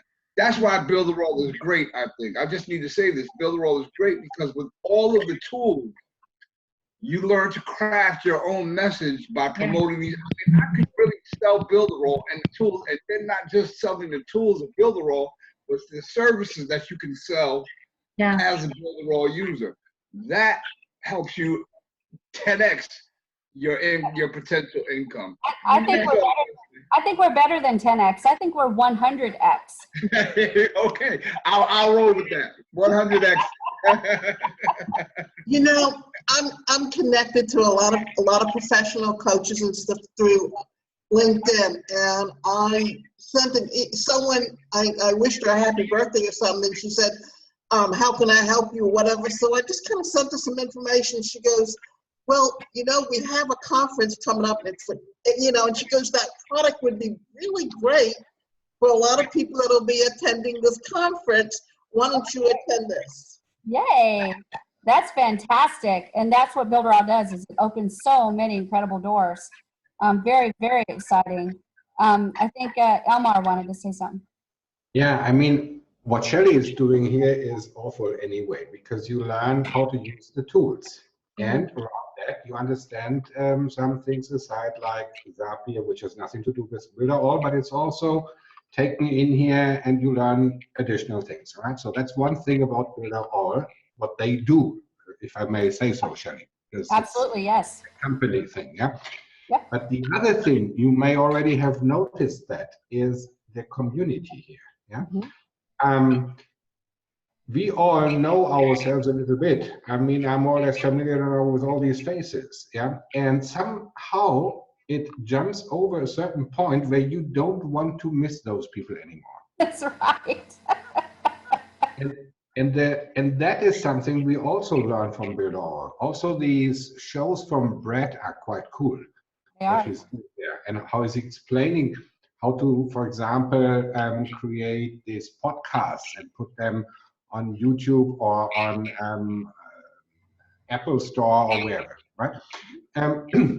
So we learn a lot from Builderall, and also they teach us how to do online marketing in general. You just have to copy them and you will be, I think, successful. Now, the last thing I would like to mention regarding all this stuff is, I have learned that these Facebook groups, which are about online marketing, you just have people there who don't listen to what others say, but just want to broadcast their stuff. You know, they are all looking for people to get somebody who buys from them. It's senseless to do any content there. That's not true, though. Let me choose. That's not true, but I want to say why. I've had a lot of success with those groups, but it's because I do it differently than everybody else does. Yeah, I mean, in these marketing groups. Mm-hmm. Yeah. Yeah. Yep, the ones that there's 5,000 people in, and they're all posting ads for their products. So it's literally just a place to post your ad, not a place to go to find anything. But I always do like videos, and in my videos I'm training, and I don't even say Builderall. So I train on simple things like Control-C and Control-V, copy and paste, because a lot of people don't know about that particular feature on the keyboard. And I train on how to put windows side by side, so you can work in 2 windows at once. And if you're copying from one thing onto another thing, you can put them side by side. I teach people how to, on their toolbar, be able to drag a website onto that toolbar, that bookmark toolbar, so they can get back to it fast. And then I teach them how to make folders on their toolbar so they can start to organize those links in ways where they can find it even faster. And all of those are, to me, basic things. But it's shocking how many people... Really? Yes. Oh my God. I believe that. I mean, I think that is standard knowledge. But... Stunning. And all I do is post them. And at the end of it, I say something really simple like, hey, I've got a bazillion other tools. I'm sure I could show you something that would help you with your business. But I have a great tool that I want to share with you. I'm going to put it in the comment below. And if you'd like more information, you can message me, and I'll be glad to tell you more about it. And so they message me privately. And they may just type in a message, and then I always answer with another video. And I answer saying their name. Again, it's about creating that relationship. So if you message me, Elmar, I might send a video that said, hey, Elmar, I'm so glad that you contacted me. And I do have a lot of stuff I want to share with you, because I have hundreds of videos on my YouTube channel. But the very first thing I want to share is the link to this platform that I use every day. It's called Builderall, and you can try it out for 7 days. If you have any questions, all you need to do is message me, and I'll be right there to answer them for you. And if I get to make that video for them, if they answer and I get to make that video for them, it's a really high conversion rate. That is value. The other thing I'm finding is that virtual reality thing that I do. When I put that in one of those groups, it blows everybody's mind. I get 50 questions on how to do that. Yeah, the virtual reality is really, you should please do one training about that, because that is... I'm going to have a whole training on it, on what to buy, how to set it up, what programs to use, what are the best practices, because I've been in their training now for quite a bit, so I can kind of talk about best practices. And that's coming up. I was saying 2 weeks about a week ago, but it looks like it's going to be 2 weeks. Okay, last point. My idea is I didn't have success in these marketing groups. I didn't do it as Shelly said now, so we all have learned how to do it, and that we can try it. It might work. The idea is to join groups regarding your personal hobby. That can be sports, that can be painting, whatever, okay, or dogs, whatever. And then while you are building a website with Builderall about your hobby, you can bring some value to the group by some discussions or whatever, so that you are in a positive position there. And then maybe 2 or 3 weeks later, once you have your website ready, then you can maybe show it there and say, look at my new website regarding my painting or whatever. Yeah, and then maybe put there, if you want to know how I did it, I have also a small training video of how to do that. So that is my idea now. I mean, if you think about how many people like football, how many people like cats, how many people like whatever hobby, nobody would expect you that you try to pull them into Builderall, you know. But if you go away, if you choose a way to get them interested in what you're doing by first joining the group with the same interests, then giving value to the group, then building your website and showing it, and then asking anybody who wants to know how to do that. That could be a way, couldn't it? Yeah. Mm-hmm. Absolutely could be a way. And I'll tell you another way to do it that's even more kind of out there is as you're building this website and you're in this group, you can say things like, hey guys, I just built this website and I need to test it for mobile. Can you jump on there and take a look at it for me and make sure the mobile is looking good, right? So you're asking them to help you. And realistically, that's a thing to do, right? We do that in our Facebook groups with Builderall, so why not in a hobby group? And let them check it out for you. And then if they come back and say, hey, I checked it out and it looks great, you can say, oh, thank you so much. The program that I'm using is amazing. I can't wait to teach other people how to build their own websites just like I'm doing. That one thing, that's not intrusive. That's not saying, do you want to buy Builderall for me? That's saying, I can't wait to teach other people. Well, they may decide they want to be the other people. And they start contacting you saying, hey, you said something about teaching. I'd like to find out how I can do that. I want to build a website for my doggy too.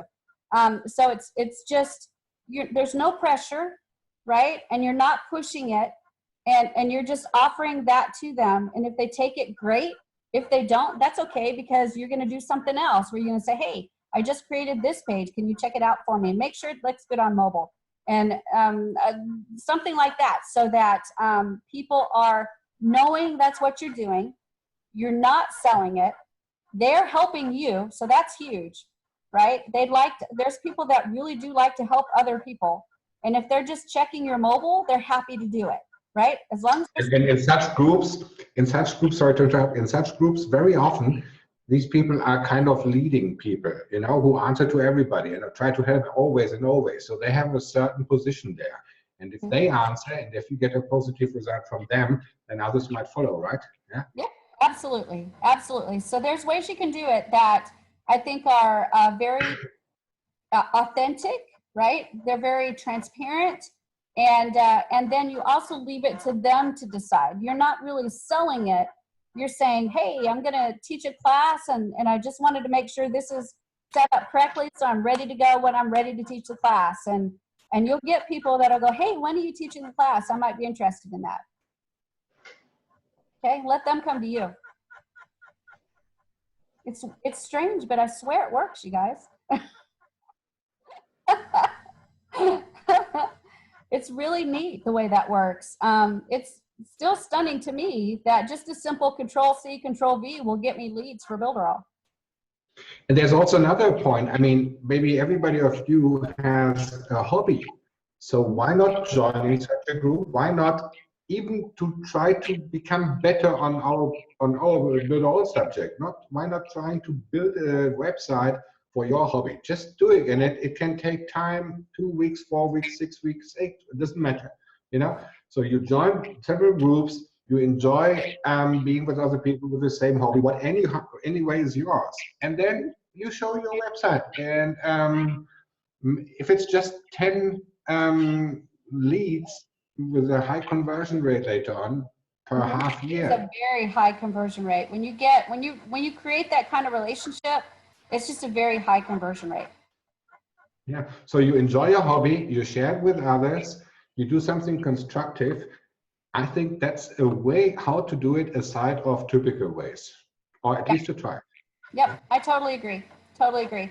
Now, with me, I think it's maybe easy because I have that kind of personality. I like to create relationships. I like to talk to people. I like to get to know people. I think that if you go into it going, I'm going to get 10 videos made and I'm going to just send them all over the place, I'm going to have so many leads. But if you haven't quite mastered that, be authentic, be yourself, show that personality, understand that there's going to be people that don't like you and then those people that do like you. When you start to have that kind of mindset, it becomes easier. But it doesn't always happen in the first time that you do it. It's like anything else you do in marketing. You got to kind of work it a little bit till you find your perfect sweet spot, and then you can get there. I think that lots of people, also people who join Builderall, they have one common problem. How can I contact people to finally sell them my product? and to get them or make them become an affiliate. Right. And I don't what work you said before, I don't work that hard at it. I don't work that hard at like selling it. I work harder at just creating relationships. And yeah, that's what I mean. What you said before, let them come to you. That's exactly the point. That's what I mean, you know. So those people who are maybe not that much able to contact others to offer something really directly, you know, that might be a way to say, okay, the other way around, talking about my hobby, joining groups, enjoying common interests, you know, and then showing the website just like a side of it. And those people who ask me, I can answer them, and then I don't have to sell anything. That's right. And if it's just that's 10 real clients per year, and you do it 5 years long, you know how much this is at the end. Yeah? That's exactly the way to, that's how I do it. It's called attraction marketing. And I think that that's my strongest point actually is attraction marketing, where I do so much and then Builderall is just a piece of what I do. And every once in a while I'll throw that in there. And people are so intrigued with all the stuff that I do that they see that Builderall part and they're like, hey, wait a minute. Wait, you didn't tell me about Builderall. Tell me about Builderall. And it's an amazing thing because they're coming to you. And I am not a salesperson. I'm not, if you put me into a business, any business, let's say we're selling coats to Eskimos and we're in a place where they need the coats. I couldn't sell it. I wouldn't be able to sell it. I'm sure of it. But if I could build a relationship with the Eskimos and know them as a person and then somehow just kind of side mention, hey, did you know I have a business about coats? And not sell them coats, just say, hey, this is something I do. They would come to me and say, hey, I saw that you have a business on coats. Let me get a coat from you. Right? That's kind of how I think of it. And it's working for me beautifully. I absolutely love that method because I don't feel like this smarmy salesperson. Not that all salespeople are smarmy though. They're not all smarmy, just most of them. All right, you guys, I'm going to go ahead and let you go for the day. We've lost just about everybody. You guys are the diehards. You guys are the diehards right here. You are here till the end. But we'll continue tomorrow. I'll get everything put up and make sure that you have access to all the things that we talked about today. And we'll continue on tomorrow with the body of the email and then the footer of the email. And then from there, Saturday, we'll do a full demonstration of how to set up everything from beginning to end, and we'll see where those emails go, okay? Very cool. Thank you very much.